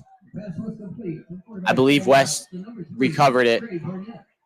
And yes, So LaSalle, we're going to actually head back to LaSalle and Colerain, 17-7, still Lakota West over St. X. But Colerain, unfortunately, a special teams issue, a very short punt has set LaSalle up with a short field, looking to add to a 14-0 lead. McLaughlin takes it, keeps it, holds on to it. There's the whistle. He's going to pick up about 5 yards on the play. Not enough for the first down, but a good solid run. On the tackle for Colerain. Probably in 2-down territory, 3rd down and 3. Yeah, we don't know what kind of kicking situation they have, but one would assume it's 2-down territory. Yeah, well, with a two-touchdown lead, makes total sense. All right, he's got trips to the right, one right receiver to the short side of the field. And they won't have to worry about those extra downs. Cardinals jump. So 3rd offsides against the Cardinals? Yeah, they fixed that hard count in a couple times, and when they've done it, Colerain's fell for it, as you said, 3 times tonight. Under a penalty, 1st and 10, LaSalle. It's just a mental mistake. You just can't. You have to be sharper than that. Once again, it doesn't even look like Colerain was set. I mean, they're going to do all right. Number 16 on the tackle of the running back. But I'll tell you what, they seem to still be moving, Brandon, when that ball was hiked. On the tackle for Colerain, Robbie Bauer. Yeah, Orlando Rowland. We've called his name several times again, making the play the junior middle linebacker. So 2nd down and 9. Only 1 yard gain on that play. Really tight formation here. Once again, fakes the handoff, does McLaughlin. He takes it and runs wide. Tries to make one man miss, but good open field tackle by number 3 for the Cardinals. Gets his arm around his legs and takes McLaughlin down after a very short game. Davis very close there to getting called for tripping, though. It almost looked like when he kind of took him down, he kind of used his legs a little bit. We get a look at it, how close it actually was from our angle. Let's see here on the replay. Yeah. No, it's almost. I know, but it's almost. That was also almost. Tripping. 3rd down and 5. 3rd down and 6, excuse me. So again, probably 2-down territory. Let's see if the Cardinals can hold him here. Drops back to pass. Does McLaughlin. He throws it, and it is incomplete. Dropped by the receiver. The clock will stop, and it'll be 4th down and 6. That's a good benefit for the Colerain Cardinals. He wasn't going to go anywhere. He wasn't going to pick up any yardage. But it stops the clock. Odd play call. I understand it to kind of run that. Right. Everyone that was a throw away. But no, the route was just odd because I get you want to throw underneath the defense, but the other receivers just kind of stopped and left all the defenders in the air. If they keep running, no one's there defending it. Yeah, LaSalle tries to draw Colerain off with a hard count. This time they don't. It is 4th down. There's no way that McLaughlin's throwing this ball. He's going to tuck it and run. And he throws it right across the middle, and it is incomplete. in and out of the hands of the intended receiver. It was there. He catches that ball. It's a first down and goal, but he did not. It is dropped, and it will be a turnover on downs for the Coleraine defense. Well, we might have a timeout here for an extended period. We're talking about all the kids going down with cramps. We might have ourselves a referee down with cramps. Uh-oh. You're right. In the end zone, maybe the back judge? Not sure. I don't think down to a knee. I don't. So LaSalle not able to punch it in for the end of the quarter. They are approaching the end of the third quarter, although there appears to be some sort of discussion going on in the end zone. We'll maybe find out what that's about. But before we find out what that's about, it's time to get another report from the field. Our own Colton Smith out in the field in Southeast Indiana tonight, giving us some updates on games going on over there. Let's check in with Colton now. It's a big night in Southeastern Indiana football. I'm Colton Smith here at Friday Football Live, covering it all. Lawrenceburg and East Central, big game, but we also have some big ones out there with Batesville, who beat Lawrenceburg last season twice and in the route to win the sectional. They are playing Triton Central down 14-7. Slow start, but looking good in the end of the second quarter. They move on to the second half and have a ways to go. Looking in 6A, Ben Davis, the reigning 6A champs, they're playing Indy Cathedral. Indy Cathedral, though, they are getting revenge from their sectional loss to Ben Davis, up 17-0 at half off of a beautiful 26-yard touchdown pass from Cameron Kears to Devon Slaughter. And then Kyle Harden also took a Ben Davis fumble 90 yards back to the house. Lastly, Seymour, they are a sectional opponent of East Central in their new 5A sectional, and they currently find themselves up 20-13 on Greenwood. That's all from Southeastern Indiana. I'm Colton Smith reporting. Back to you guys. Thank you, Colton, for that update. Let's head back out to Lakota West and St. X. They are just shy of a minute to go in the third quarter. St. X has the ball back, still trailing 17-7. In the third quarter, 15 on the play clock. Vollmer out left. We break Britt to his right, and he's going to motion out to the left as well. So empty backfield for Herbstreit. Instantly rolls right. Pressure coming. Gets it out to Vollmer quick. And he breaks through a tackle. It's a nice play by Vollmer, getting through that first tackle, fighting it, and getting up the field to get a first down for his team. Looked like it was Vincent Gordiano that failed to make the first tackle, but a good job pursuing the running back from the West defense, not allowing him to get even further upfield.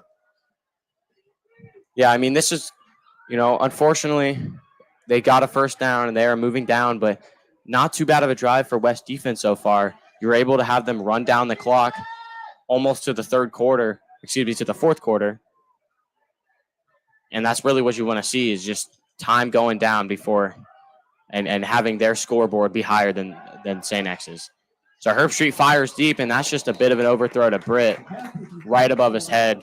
He had him on the sideline there. That would have been a huge gain if he was able to complete that, but a good job stopping it there by West, forcing the pressure on Herbstreit and forcing him to deliver it a bit too high. So now they got an interesting decision with still 25 seconds left in the third.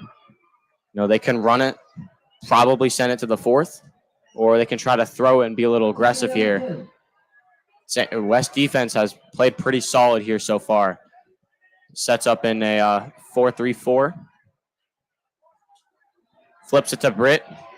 And another, they've just been breaking a lot of tackles, but still a solid play, getting able to bring up the third and long here for Lakota West. And again, it's that third and long that St. Xavier has been dreading all game, and they continue to get themselves into that third and long. We'll see if they can get themselves out of it here. 3 quarters complete at Lakota West tonight. It's 17-7 Lakota West over St. X. We'll get you back out there in just a bit. Let's check in now on a game that has just gotten underway in the second half. It is East Central leading Lawrenceburg 14-0. They were able to get a touchdown right before the half. It was kind of a struggle offensively for East Central in the early part of the first half, but a couple of late touchdowns has given them a 14-0 lead. They're just underway in the third quarter.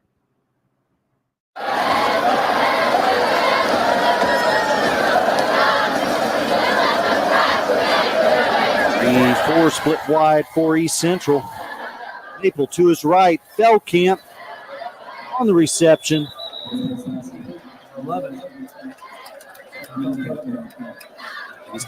I hit right as he caught that ball, but still a nice game. I thought the same thing. He's tackled, Jeff, by James Baker, number 15. But, yeah, really nice game. 3rd and 5 here for East Central. See number 85 come in, Anthony Darple, for the Trojans.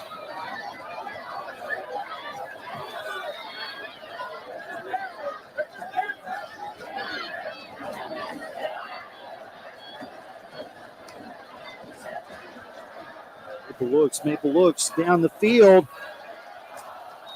Again, just a little past the receiver, that time intended for Trevor Perkins. Bring that 4th down. East Central punt. There's Jeff, some things to work on there for the timing. Well, we're putting together a nice drive there. It was just off his fingertips. He had a good route. He was behind the defender again. Those things will come together. They came back to punt.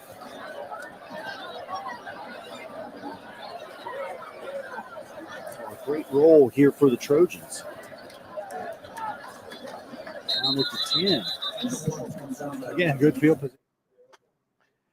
So East Central tried to maybe see if there was some room to go for it there, but in the end, a rugby punt pins Lawrenceburg back, and they'll have the ball for the first time in the second half. We're going to get ready to jump out to Lakota West in just a moment. Had a big play in that game, and we will check in with them in a moment. They are just now in a timeout, so we'll kind of hold it here while we're waiting for them to come back from timeout. Again, 14-0 East Central, the score in that one. Some other games that we're broadcasting tonight. LaSalle Colerain, 14-0 LaSalle in that one.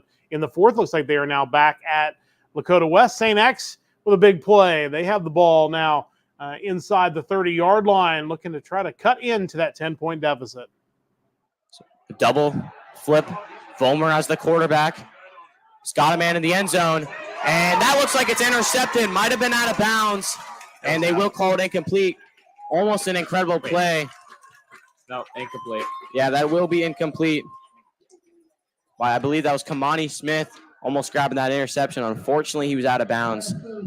But definitely still a great play, forcing a 2nd and 10. Even a field goal is great to push Lakota West into a winning position. You know, the trick play, I like it, but there wasn't really anyone open downfield. I feel like he should have just ran that ball right there. He had a decent amount of space, but I don't know about forcing it downfield. He got kind of lucky that that wasn't the pick. Yeah, and we'll see what St. X decides to do here.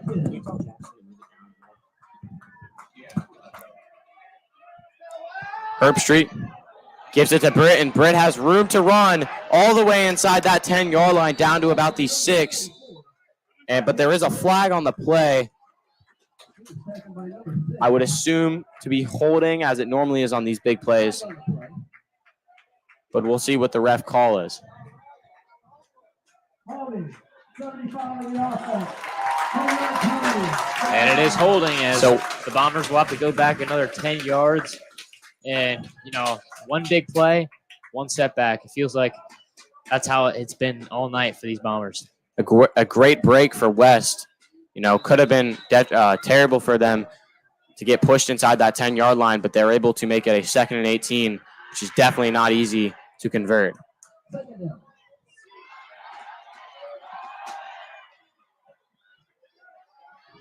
So Herbstreit sets up in shotgun, motions Vollmer.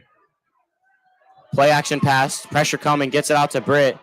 Solid blocking job, and that's going to be a decent play for St. X, setting up that 3rd and a little more manageable than 18 yards. Yeah, pretty good play, pretty good tackle there. You know, obviously still just keeping them, a distance away. It's a bend don't break defense, and it's been that way really all game tonight, and it continues to be that way here. And I've noticed Steve Specht, St. X head coach, doing his job, and it's interesting how, you know, whenever it's a 2nd and long or a 3rd and long, and they're going to go for it on 4th, they tend to get, you know, about half the yards just to make it a little more manageable instead of going for that all or nothing approach. So here we go, a 3rd and 9, biggest 3rd down of the game right here. Herbstreit gives it to Britt.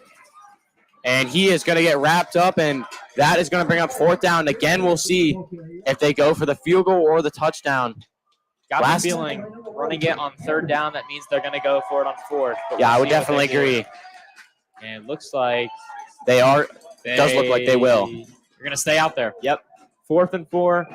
Get ready for the noise. It's coming. The Firebird roar. 4th and 4. Probably the biggest play of the game for either team. The Red Sea making their presence known right here. Here we go. It's getting loud here as Herbstreit is in shotgun formation. Defense is ready. Herbstreit looks, and he's going to get wrapped up. St. X pushing. It's close. I don't think he got it.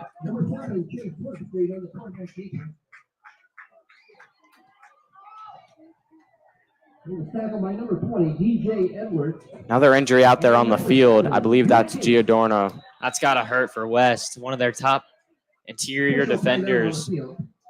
Officials will call a quick timeout. We'll see what the call is. I assume they're going to decide during this break, but we'll be back momentarily.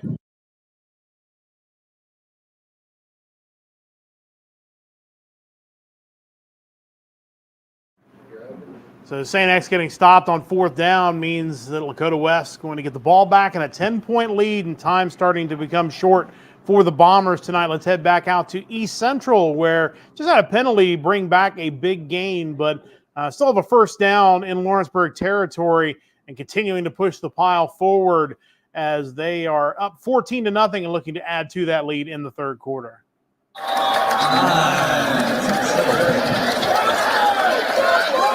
Angus with the ball. It's almost back to the original line of scrimmage there. That was a good productive play. This field position, though, we talked earlier about how those penalties change your play call. It changes where you look on that play sheet. But in this field position, you don't have to do that. It's 1st and 16, but you're still well within the territory here, so you don't really change the game plan. 5-yard gain on the last play. We see Kuhn back in here, Jeff.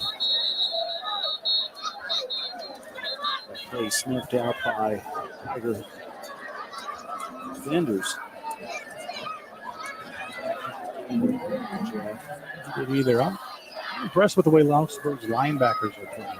They're going really well, and they're able to get out there and cut that off and keep him from making those big gains.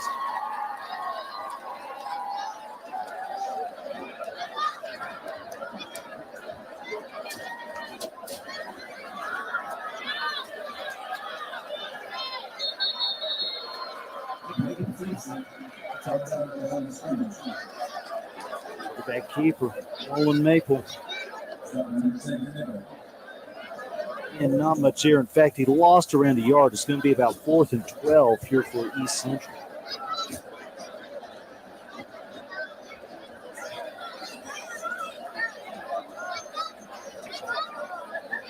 Pressure there. He's looking to throw the ball, but he got pressure there from the right side, and he had to tuck it and try to get what he could get.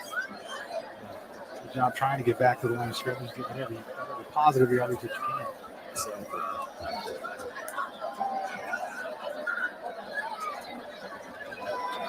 People drops back, looks downfield. Open here. Oh, what a pass here, Jeff. It was a nice play. Number 2, Elijah Selhorst. Just when you thought the driver was going to stall out. Well, you never give up. You know? That's true. Keep clawing, keep trying. A lot of connection. Maple to Selhorst. It was a nice route. He came from that inside position. He had trips out here, and he came from the inside spot. Just ran a square out there. The other guys ran their guys off and created that open space. Was able to find him there for the 1st down.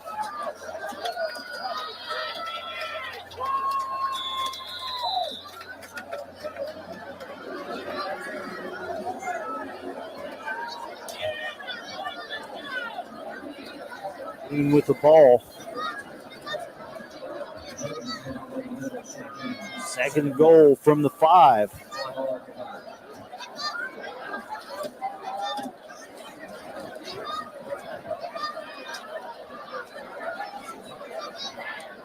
Maple under center. Maple's going to keep it. And he's met there by Mucker. He's going to be called dead. Nice read there by Mucker on that play. I like the play call, though. You know, you pound it inside, and that's what you think is going to happen. That's what East Central normally does in this spot. You fake that and make everybody think it's going up the middle, and then just kind of sneak the quarterback out. But like you said, Mucker played it really well and did his job and stayed home.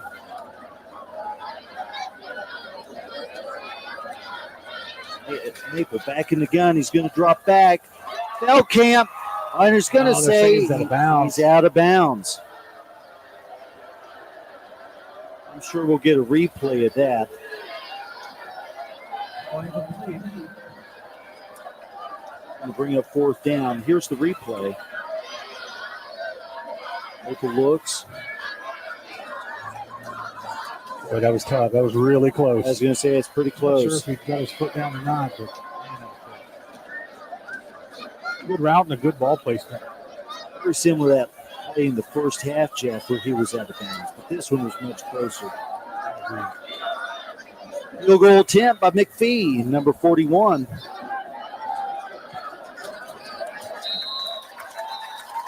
And it's through. Trojans increase their lead. It's now 17-0 East Central.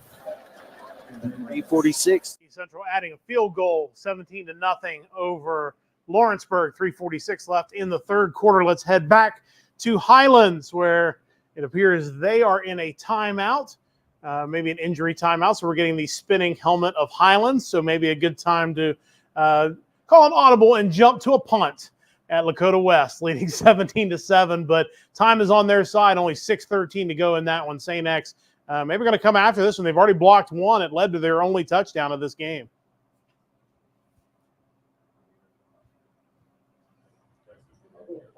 I don't know how that dude didn't block. Was lucky for that. I mean, he had a pretty good look at that block right there. Lucky to get that one out, but we'll take it as with 5:54 remaining, Firebirds look to get another stop. So Alex McClatchy will take the fair catch, and that's going to put them at about the 30-yard line, I believe. Excuse me, 32, I believe. But we're going to have to, for St. X's sake, they're going to have to get some offense going here if they want to get back in this game. As down 10, like you said, 6 minutes left. That's not easy to come back from, especially in an environment, away environment. Red Sea has definitely come out today. A lot of people out there that I've seen, at least. And just an ill-advised throw right there. Looked like the receiver didn't see the ball, and it's going to be incomplete. But the blackout has really showed up tonight here at Lakota West. The student section has came out, supported very well. Both student sections have really showed out tonight in what has been a really good game. And we'll see what St. X does here on 2nd and 10 after that incompletion. These Friday night lights are not easy to play under for anyone, let alone these high school guys. 2nd down and 10. So Herb Street sets up in that shotgun position. Defense coming out. Blitz came fast. Skelton, and that's a big tackle. That is an incredible loss of yards. With just a huge tackle in space. We'll keep an eye on the St. X drive. They're going to have to score twice in the final 5:34 if they're going to come back and at least tie this one up. So let's head back to Highlands. It's been a good one, maybe our best game of the night. It's 8-7 Highlands. Highlands on the march, though. They're inside the 5-yard line. Looks like 1st and goal. We'll see if they can add to a 1-point lead.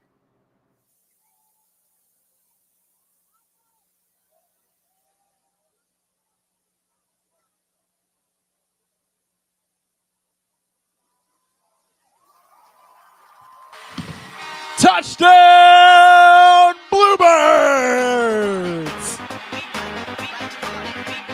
Adam Surrey gets the football and stretches it into the end zone for a Highland 6.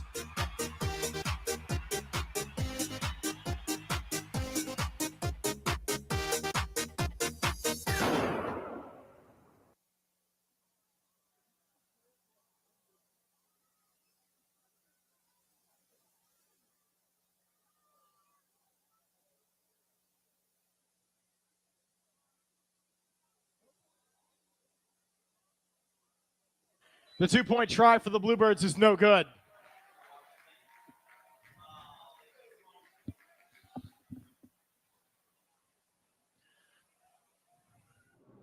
Highlands gets the touchdown. They do not get the conversion this time, so only a 7-point game in that one. We'll certainly keep an eye on that one, as, again, probably been our best game of the night. We are going to bounce out of that one, and I'm not sure where we're going yet. We're going to find out. Oh, look, we're going to East Central. It's 17-0 Trojans in the third quarter, and Lawrenceburg really did a nice job keeping East Central at bay and most of the first half, but Lawrenceburg just hasn't been able to get anything going on offense, a testament to a very stingy East Central defense. We'll see if they can get something going here with 2:51 left in the third quarter.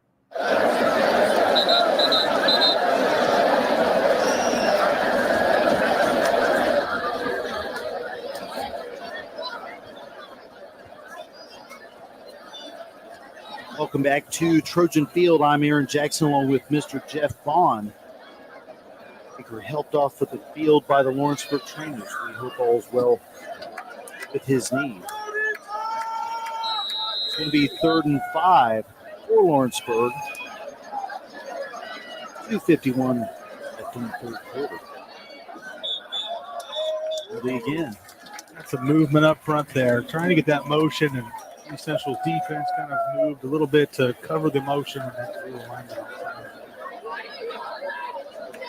Moving back 5 yards, 3rd and 10.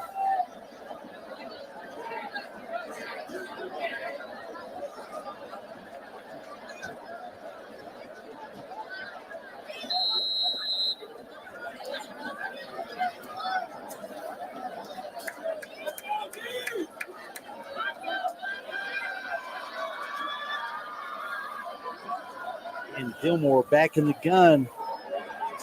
Going to look to run up the middle. Again, not much there. Looks like number 29 on the initial tackle. Matthew Roy, another mainstay for the defense, and he's shaking up on the field. Bring up 4th down for the Tigers.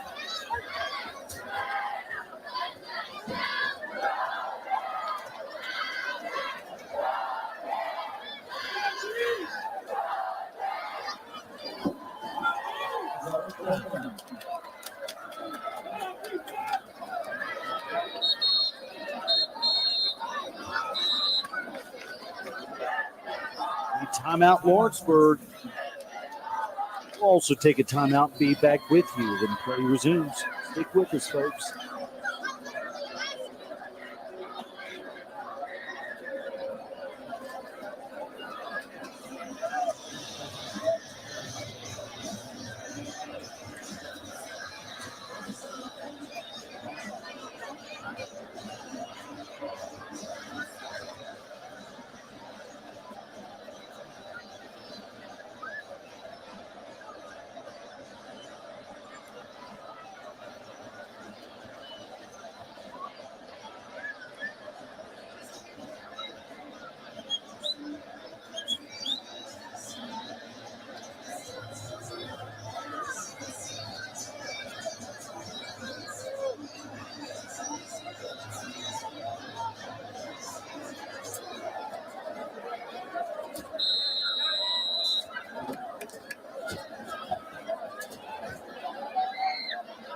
Welcome back to St. Leon.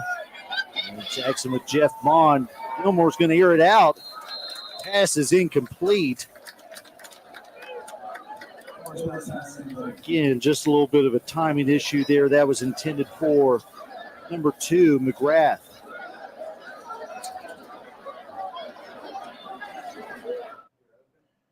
So we'll get back out here to East Central in just a little bit. Let's head back to St. X and Lakota West. It's going to be up to the St. X defense to make something happen.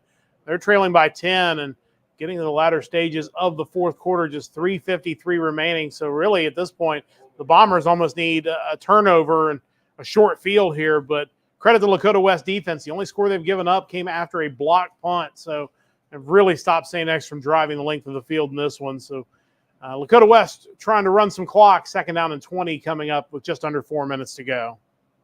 Make sure that clock keeps running down. and make sure you leave here with a win. It's a lot more of a question if we'll see a pass or a run, especially with that field position of 2nd and 20. But they will give it to Johnson. He'll get up the field for about 3-4 yards, and that's going to bring up 3rd down. And a 3rd and pretty long here for the Firebirds. See what they do here. I would imagine.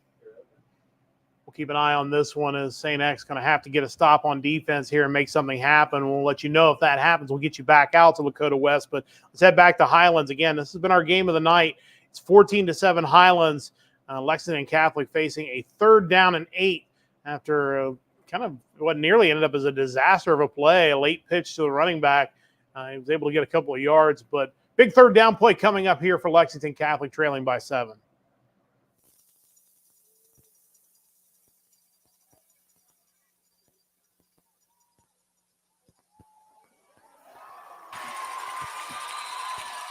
Tommy Faring in the backfield gets the sack on the Knights. And that'll make it 4th and very long.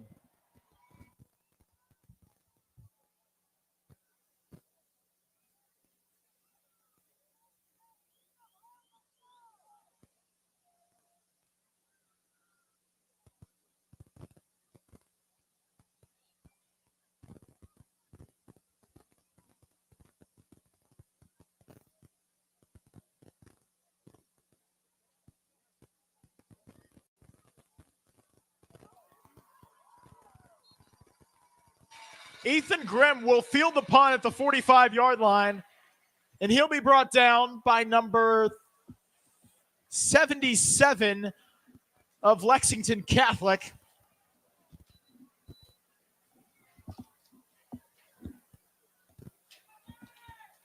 And it'll be 1st and 10 Highlands.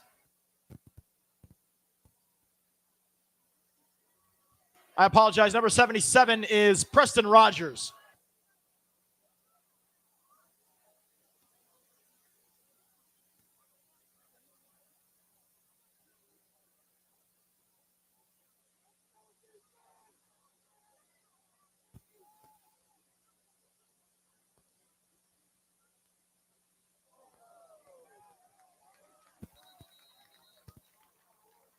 Handoff goes to Devin James in the backfield.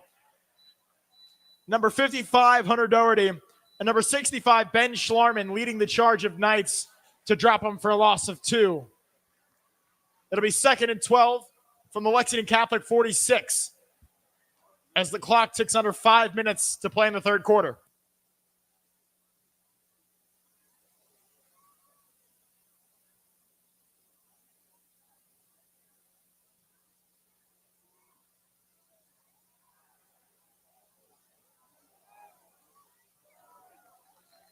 Pass intended for number 14, Adam Surrey, falls incomplete. In coverage was number 5, Duncan Gounce. That's 3rd and 12.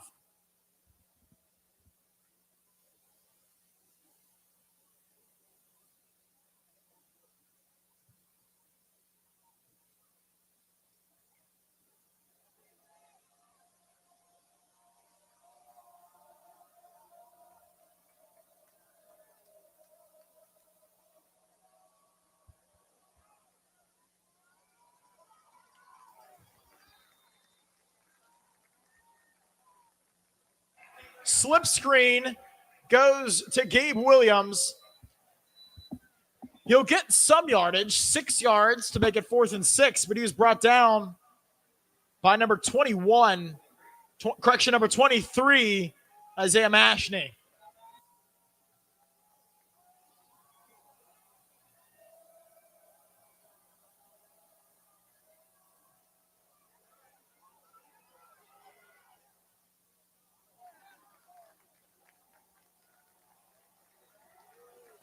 Pass intended on the right side for Gabe Williams, falls incomplete. Couple defenders in the area. Number 31, Avon Blair, was there defensively. That'll be a turnover on downs. 1st and 10 for the Knights.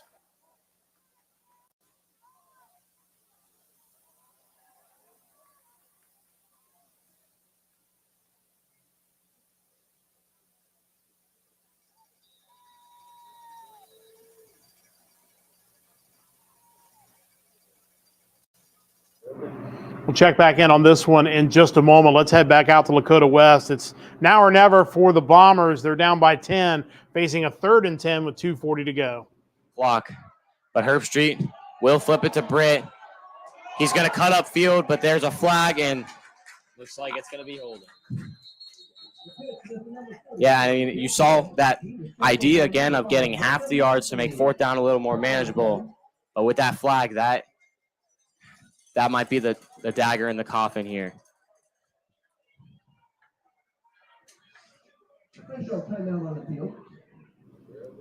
Injury on the play, so we will jump out of this one. Let's go back to Highlands, 14-7, and this one 3:23 to go in the 3rd quarter. Lexington Catholic on the move with a 1st down. The Knights will also enter into Highlands territory. 1st and 10 from the Bluebirds' 49-yard line.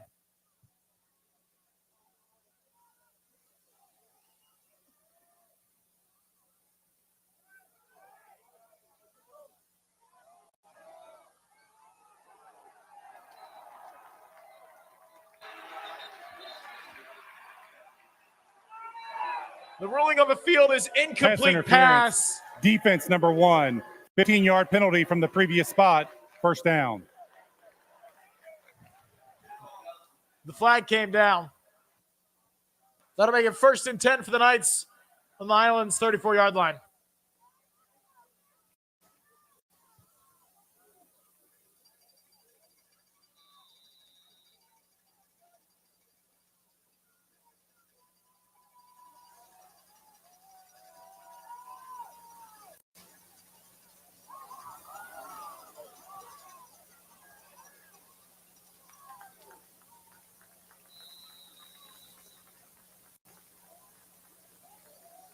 Dump pass off to number 8, Alex Rayan.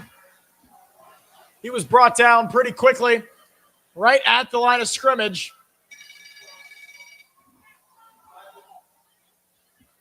It'll be 2nd and 10, ball 34.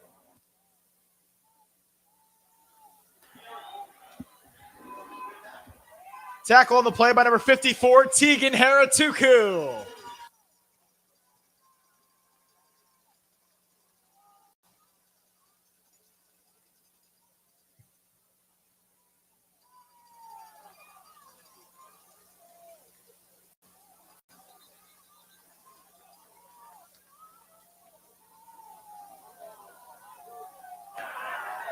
The ruling on the field is that the runner was down. It's 3rd down.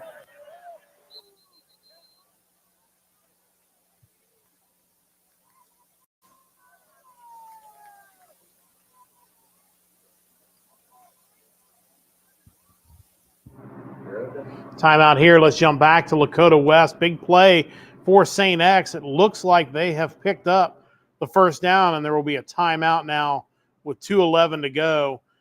The good news is they're across midfield. The bad news is they're still down 2 scores with only 2:11 left, so going to have to do something quickly if they're going to have any chance to catch up in this one.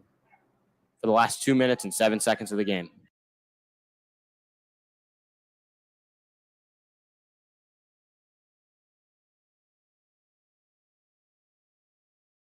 Let's quickly jump to East Central. Looks like we have a chance for Lawrenceburg to try to punch in their 1st points of the night, but first, a false start against Lawrenceburg. They were facing a 3rd down, either 3rd and 2 or 3rd and goal. Looks like they're going to be backed up here. Let's jump in there and see if Lawrenceburg can try to get on the board trailing 17-0. We've seen a lot of miscues by both teams in this 1st game of the season. A lot to talk about on Monday in the film session, Aaron. Oh, absolutely. A lot to break down, won't there be, Jeff?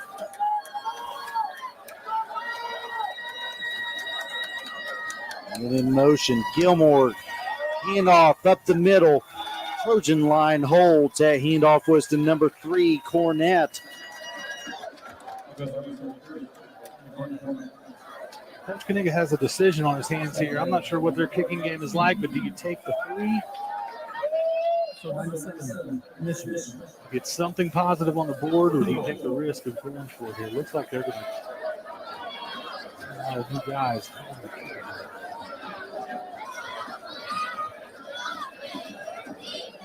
Looks like number 4 is back to attempt field goal. Ryan Hinthorn. Baker back in to be the holder. It's going to be through and good. 3 points there for the Tigers. They get on the board with a field goal. Trojans lead now at 14.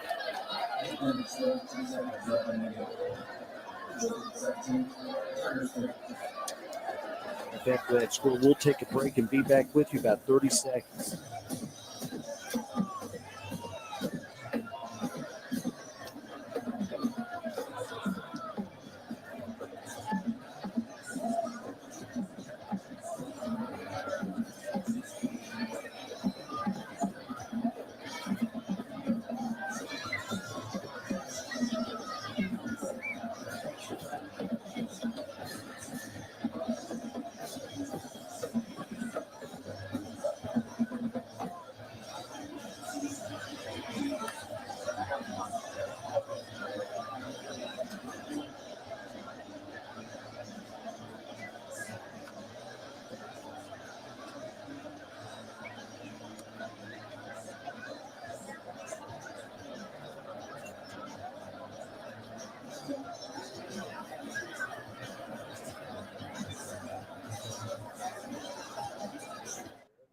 Seventeen to 3 as the Lawrenceburg settles for the field goal. Let's head back to Lakota West. St. X on the move. They need 2 scores, and they're running out of time. He thought he stayed in bounds, but definitely got out of bounds there on that right sideline. But that will move the chains, bring them up to a first down. Pretty good play getting out of bounds with still 1:37. But with only 1 timeout, there's only so much you can do. Yeah, but just a really good run there. I mean, like, he's been running great on the ground. It's just there's not enough time left to continue to run it on the ground. You got to get something going through the air. He's definitely been showing wiles. I can run too, as both have had quite the games today running on the ground. Herbstreit again takes it back. Pressure coming. He gets blown up. And Reese Mason on the defense. They call out a flag. The fans don't like it. And I don't think I do either. It looked to me like he pretty much was on him the whole way. Pretty solid defense. I didn't see any contact. But again, it's up to what the refs call. Just a tough call, tough break there for West. But, if St. X does punch this into the end zone, you got to be ready for special teams. It's a huge play. You can't allow them to get the onside kick. Then you put yourselves in, a chance of losing the game, which would just not be a good taste in your mouth after how well you've played tonight. Yeah, and I believe that's going to be half the distance to the goal due to it being in the end zone. But it's going to bring up a 1st and 10 for St. X. So tough break for Lakota West, but you've said it all game, bend don't break, and you can hear the fans pounding on these stands as Herbstreit fires into the end zone, and it's broken up on the defense by Reese Mason. Getting his get back on that play, struggled on that last one, getting that pass interference call, but he was able to break up that one, bring up 2nd and 10 with just 1:25 left on the clock. Yeah, and just continuing to get incompletions, get stops. It's the bend don't break defense.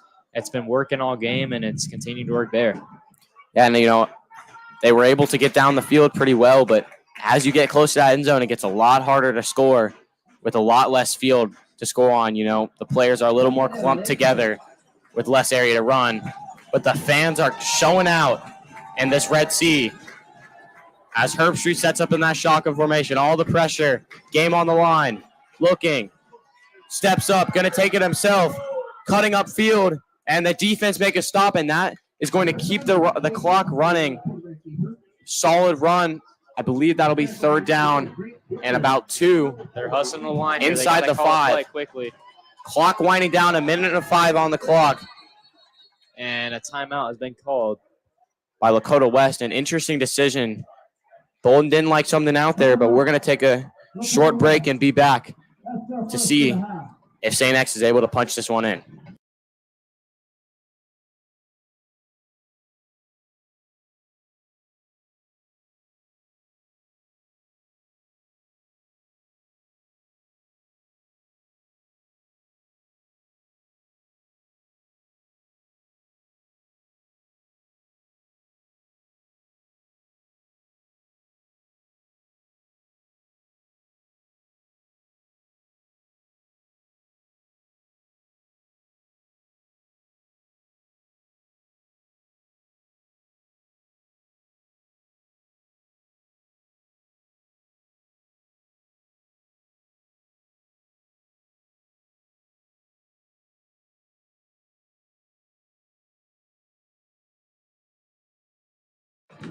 So here we go on this 3rd and 2.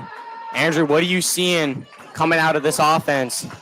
Will it be a play action? What are we going to see?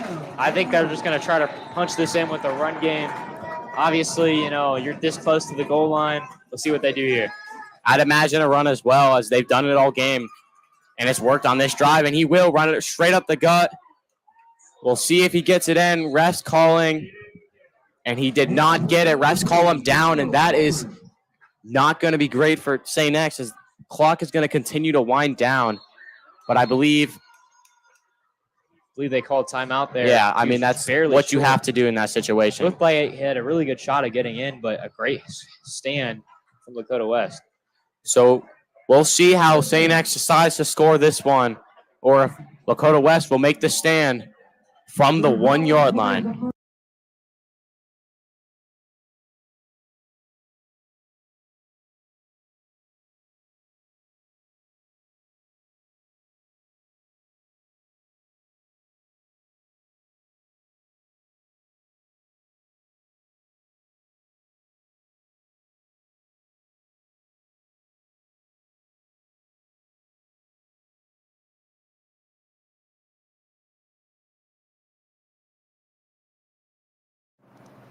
So just some updates while we have this timeout, because we're going to hang in here with St. X knocking on the door for a score. Highlands still leading 14-7. They are into the 4th quarter. Highlands is driving. We'll get you back out there in just a moment. Meanwhile, at East Central, it is 17-3. East Central, they are on the move as well. They are inside the 10-yard line. Just 6:33 left in that one. A very fast-paced game at East Central tonight. A lot of defense in that one. But we're going to stay here with Lakota West and St. X. It is 1st and goal for the Bombers. They're down by 10, so they're going to need a score here very quickly and then an onside kick. They're able to score here. We'll see what they can do on 1st and 1. I would imagine, as ambitious as St. X is, I would imagine they will go up the gut. There's ambitious right there. And that is a touchdown for St. X. And the run game's worked all drive, and it works there. But with only 53 seconds, we'll see what they can do as their kick team comes out onto the field. That was very ambitious indeed. The dive for the touchdown to put them back within a chance to score. But, they're still down by 3, or going to be down by 3 with only 53 seconds remaining. It's just not enough time unless they get the onside kick. So Drew Kovacs will boot this one away. And, never underestimate a point attempt. And it's blocked. It is blocked. And as I say that, and that is going to be a rough blow to St. X. Yeah, what a block right there. I mean, another injury down on that field. But, man, a block there, that changes everything, as they can no longer tie it up with a field goal. We'll take a short break to see this last drive. I would expect an onside kick, but time will only tell.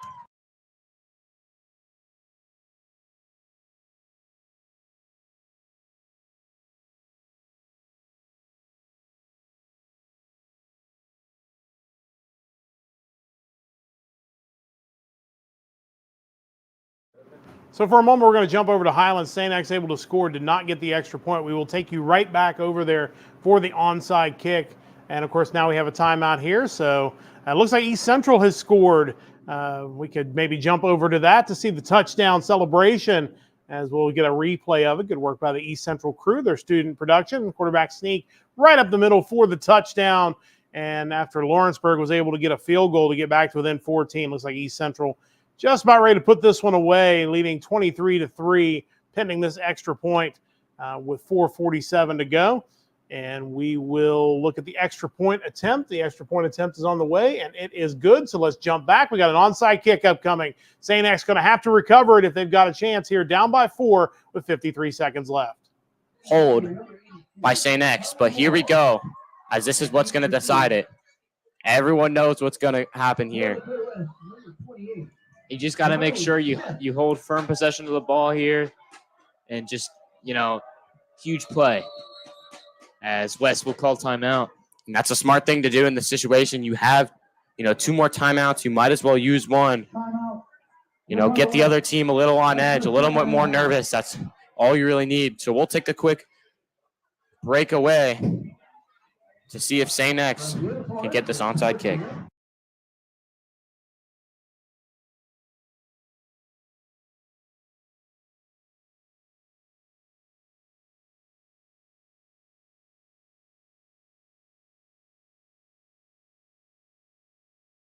Two.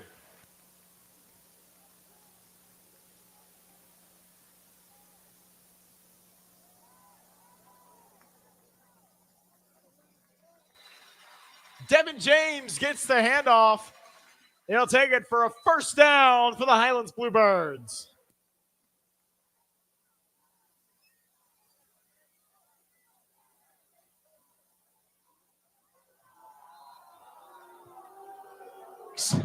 Their crowd is getting excited. Still have hope for their team. Student sections have been a factor all game, but here we go. The kick will be by number 82, Tommy Wall. The whistle blows, and all St. X can do is hope.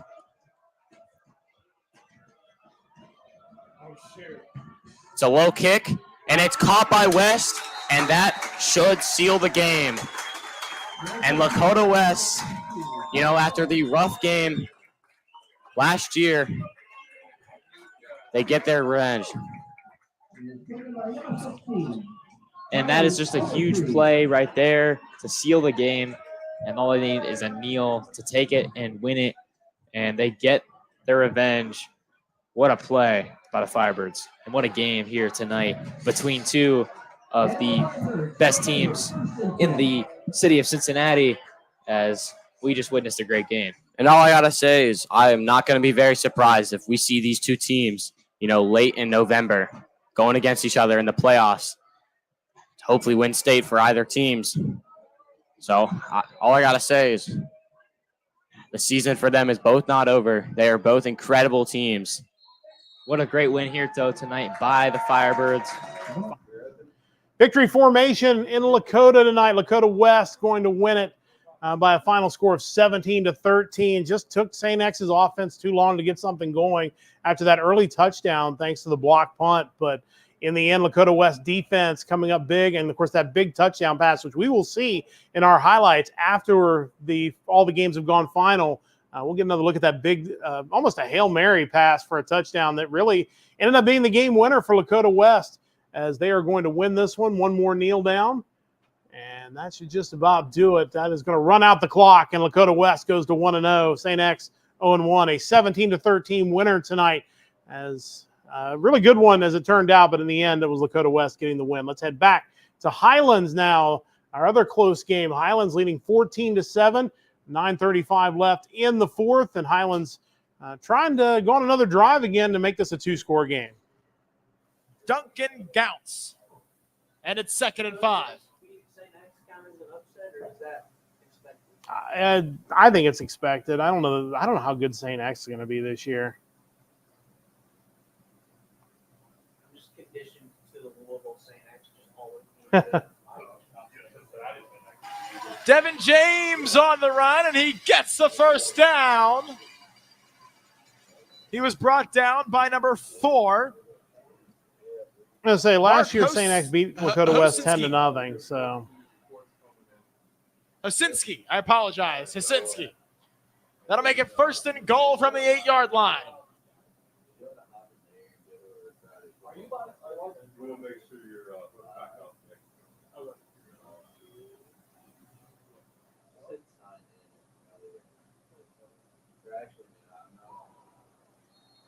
Swing pass. Thrown out wide to Adam Surrey. He makes the catch, but is quickly brought down. Big contact by number 21, Joe Eisenbach. 2nd and 12.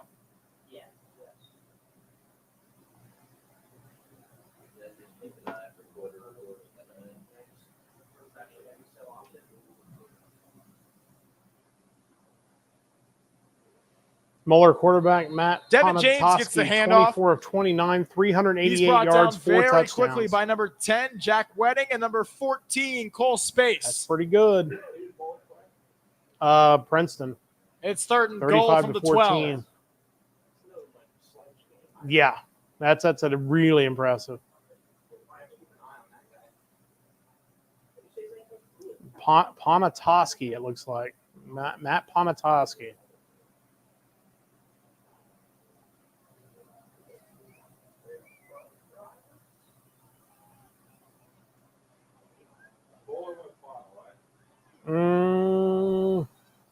No, it doesn't look that way. It was like 9 minutes to go in the fourth. Whitmer tries to take it himself, but number 21, Joe Eisenbach, and number 9, Jack White were there to bring him down quickly. And that means it's 4th and 11 as Logan Nickelman in the field goal unit come on to kick this one away.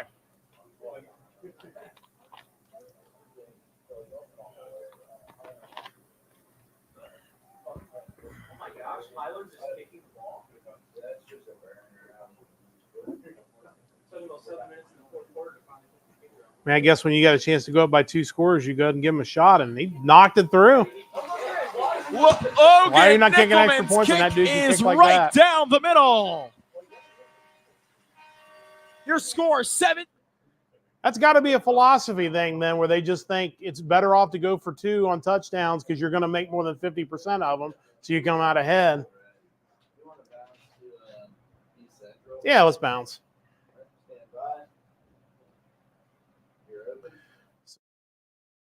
It turns out they do have a kicker, and he's a good kicker. It was good, makes it a 2-score game as Highlands goes up 17-7. Let's go back to East Central. While we do that, good time to mention, first off, really awesome feature this year that we have the scores running across the bottom of the screen throughout the broadcast. That's a major upgrade, and we've got a massive crew that is putting all these together throughout the night, which is really awesome. But one score that you probably noticed is Moeller leading Princeton 35-14. According to Mike Dyer, WCPO, an impressive night so far for Moeller junior quarterback Matt Ponatoski, 24 of 29 for 388 yards and 4 touchdowns. Certainly no slouch doing it against Princeton. So certainly keep an eye on him and Moeller as they are rolling tonight in the 4th.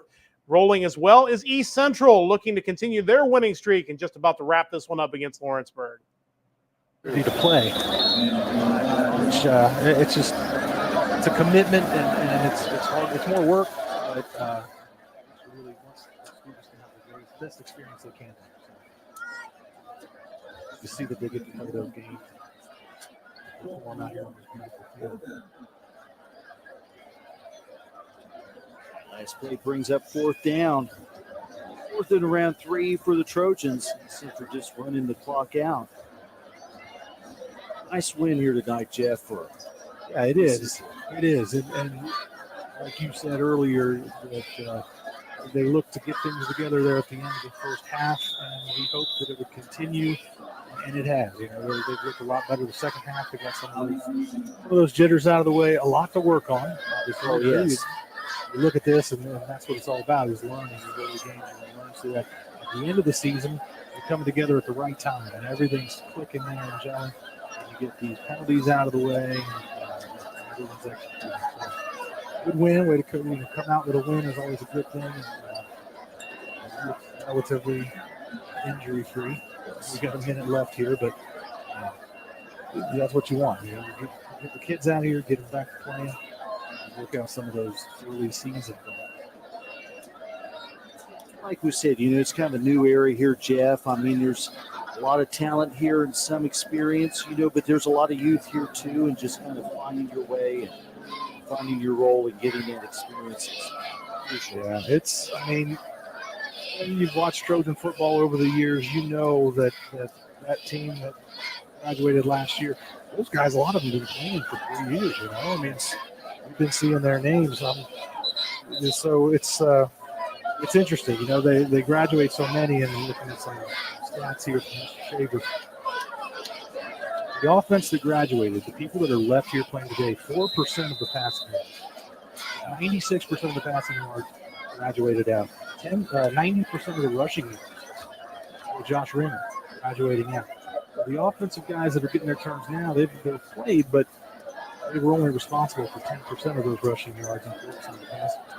And only 4% of the offensive touchdowns. So there is a lot that graduated. So it doesn't surprise me that we've seen that offense kind of. Just about over here. East Central going to go to 1-0 on the season as there's only 45 seconds left in this one. So we're going to head to Highlands. It's our last game of the night after the East Central game officially goes final. 6:30 to go. Lexington Catholic across midfield, but just like St. X was just moments ago, going to need a couple of scores. They're down by 10.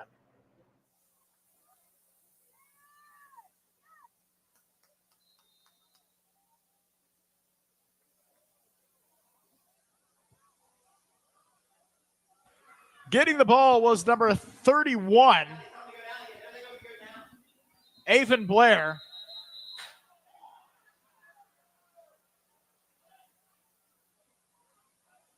And there's another Knight down.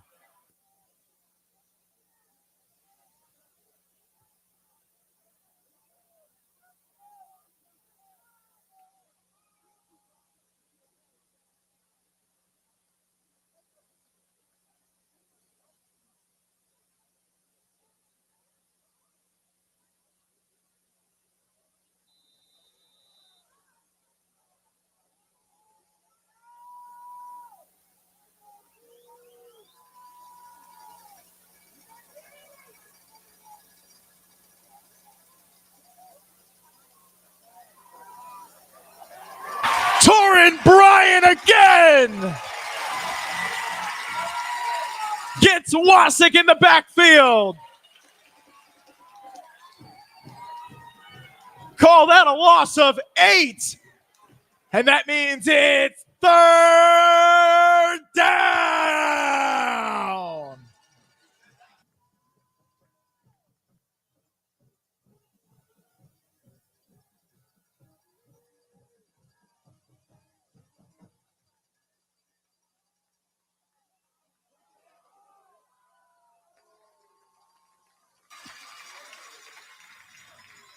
Tommy Faring in the backfield with good contact causes that pass to go astray.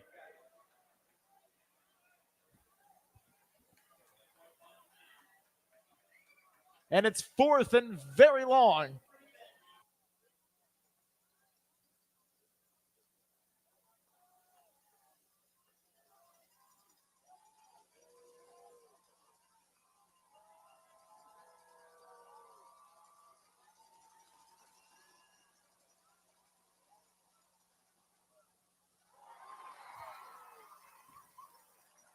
And that pass is intercepted by number 16, Peyton Klosterman.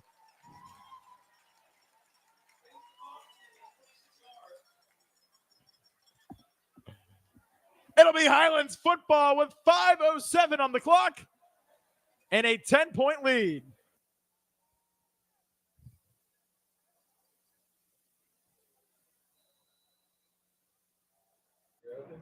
So like an interception there as Highlands looking to kind of put this one away. But we've got some other scores from around the area, and we're going to check in on games going on in Northern Kentucky. And to do that, we'll check with our reporter out in the field, Emily Sisk. Emily? That's right, guys. Here in Northern Kentucky, revenge was the theme for some of our key games. I'm Emily Sisk, breaking down a few of those for you. We'll start out with Ryle as they took on Covington Catholic at home. Ryle was able to beat Covington Catholic for the first time since 2016. Last time we were here, the score was at 7 apiece at the half. Slowly but surely, Ryle was able to break that into the score at 30-14, thanks in large part to errors from the Colonels. And this broke the 6-game win streak the Colonels had between the two schools. Looking now at Newport Central Catholic, they also got revenge against Lloyd Memorial. This score ended at 27-14. Last year when the two met, the score was almost reversed in favor of Lloyd Memorial, but this time Newport Central Catholic came out on top. And while revenge was the theme for a couple, we also had a few blowouts. Looking over at Simon Kenton as they took on Dixie Heights, there must have been a very inspiring speech at halftime from head coach Roy Lucas because they came out swinging in the second half. Ended that score at 50-35, taking over on Dixie Heights. And finally, Campbell County, man, as the announcer said, this one took a turn pretty quickly. Ended the score at 63-27. Good efforts from Scott, as we saw. And finally, we still have a few going. Cooper is able to hold Bardstown scoreless right now at 36-0. We'll see how that turns out. Thanks for now. We'll see you all next week. Thank you, Emily, for that update. It's still 17-7 here, down to the final 3:30 in this one. Highlands looking to finish this one off. I'm out of the half.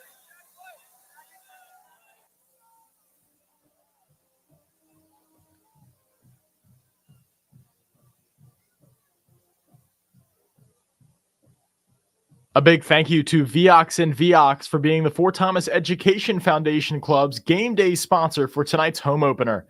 Viox and Viox is a proud supporter of our Bluebirds and is excited to provide all civil engineering services for the Tower Park Athletic Complex renovations.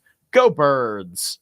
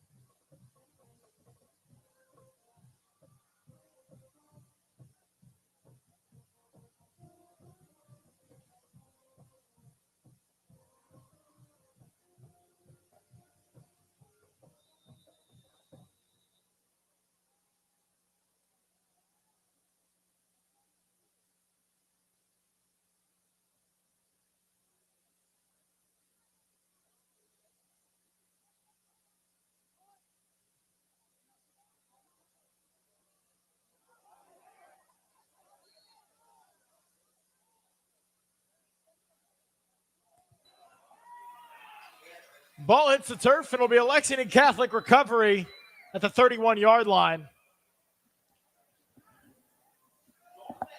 Ryan Dunn was rushing down there for the Highlands Bluebirds. That'll be 1st and 10 with possibly one final opportunity for the Knights.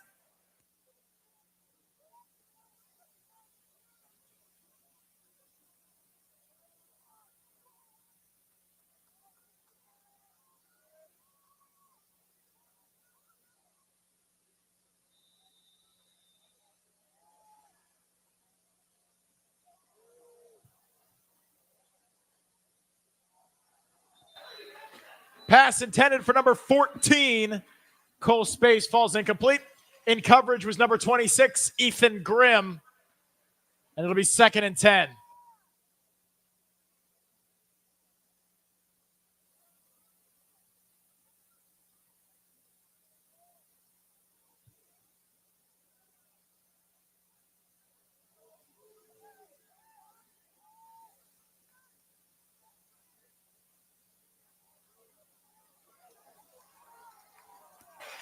Another Highlands sack. How about number 67, Diego Race? Into the backfield, and it is 3rd and very long.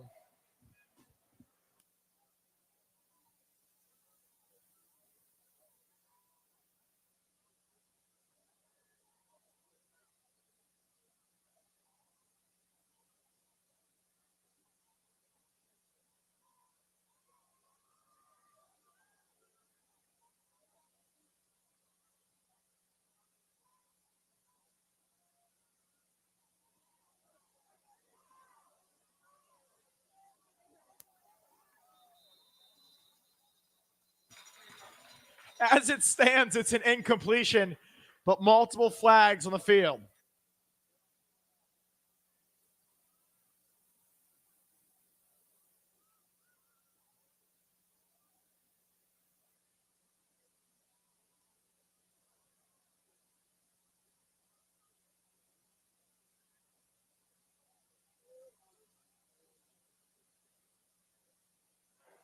There are 2 fouls on the play, one on each team. Illegal forward pass, number 18 of the offense, throwing a forward pass beyond the line of scrimmage. Personal foul and necessary roughness on the defense. Those fouls offset. We'll replay. Third down.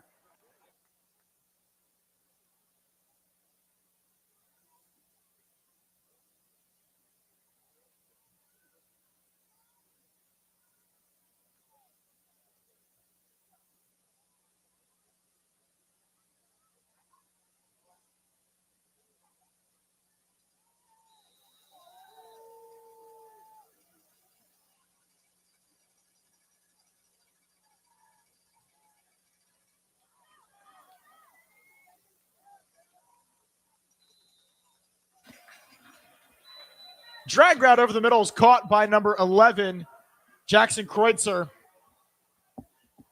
He won't get quite there. It'll be 4th and 4, and a big play in this matchup as we near 2 minutes left in the ball game.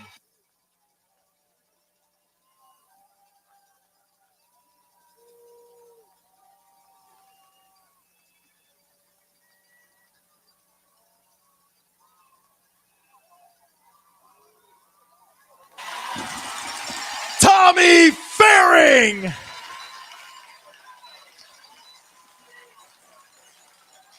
with possibly the sealer in this game. Birds up 10, minute 48 to play. Bring out the Highlands offense.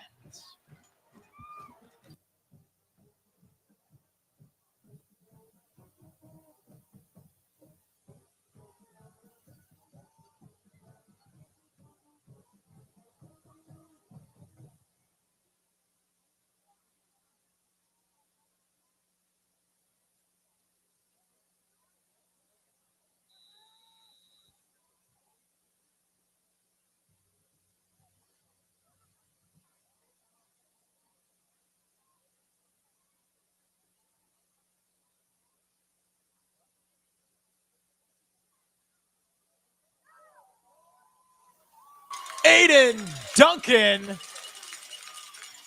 up the middle on the handoff. 2nd and 1 on the 22 as the clock ticks under a minute 30 to play.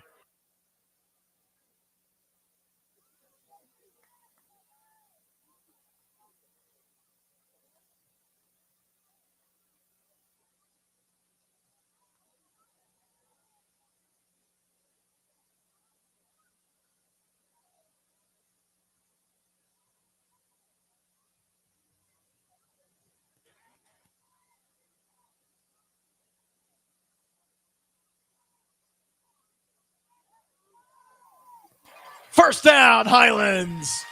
Aiden Duncan with the first down and less than a minute to play.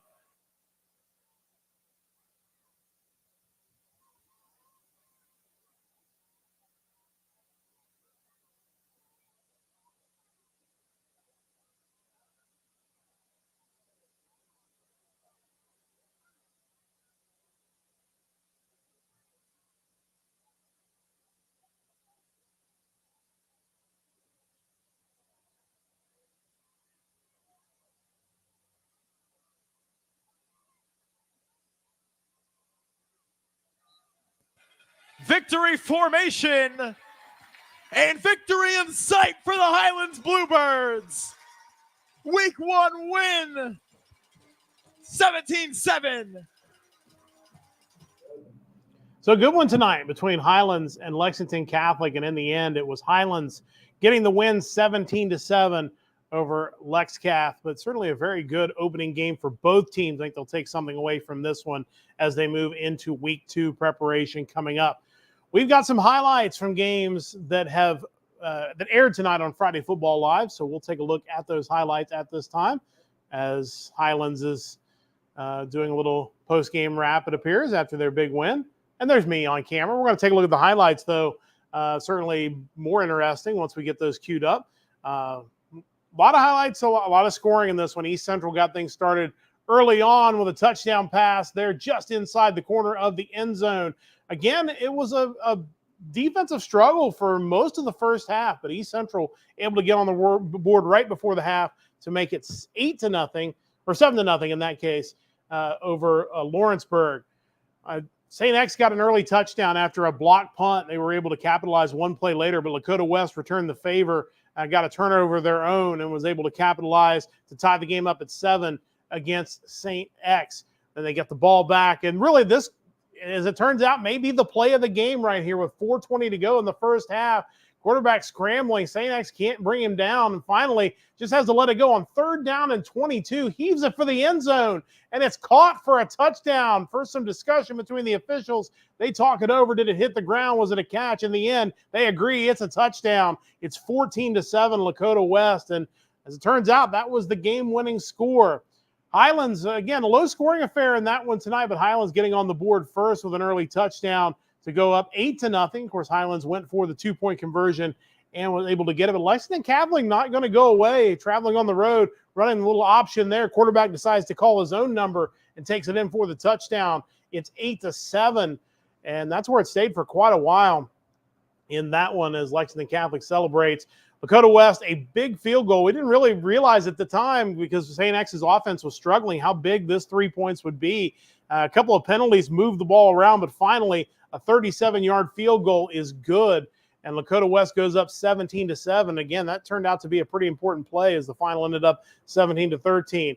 This was the dagger for Highlands as it turned out, as they handed off and take it in for the touchdown. The conversion was no good in this case. It was a 14-7 lead for Highlands.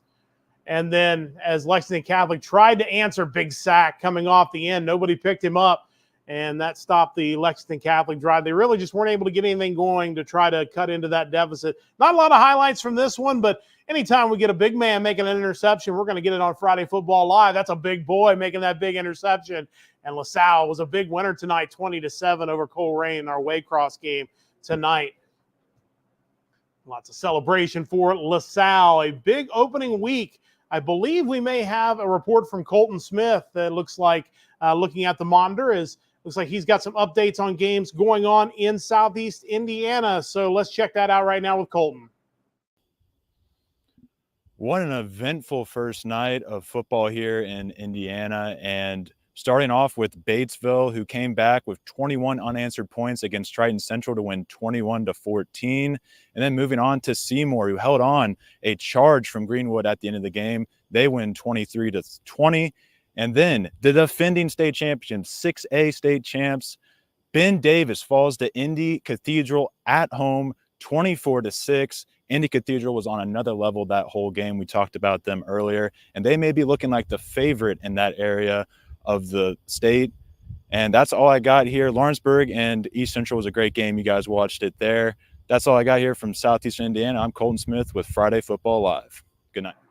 And that report is finished. Just as I was getting a final score to update you on real quick. Of course, again, just below me, as you can see, we have the ticker. That's been going on all night. That is an awesome new addition to Friday Football Live here in year number 3. One score that just went final. Wanted to pass along. Moeller a winner tonight, 38-21 over Princeton. Impressive performance from their junior quarterback tonight, throwing for over 300 yards and 4 touchdowns. Certainly an impressive performance, and Moeller looks like a team that's going to be tough to beat as the season rolls on. Let's talk about some other games real quick. We won't go through all the scores. You see them on the ticker below, but just a few highlights. Oak Hill's a winner tonight at the gun over Turpin, 34-31. Jackson Dorsal, a 34-yard field goal as time expired to get the win. Another game that came right down to the wire was CHCA and Columbus Academy. Columbus Academy, the touchdown and the 2-point conversion with 7 seconds left to get the 22-21 win over CHCA. And a lengthy losing streak went by the wayside tonight.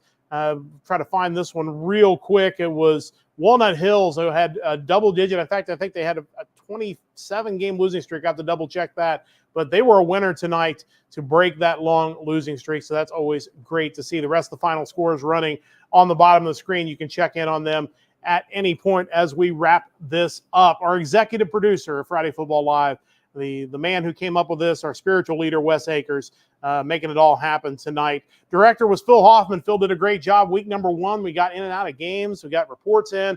Phil does an awesome job, not only on these broadcasts, but also on our ESPN Plus broadcasts as well.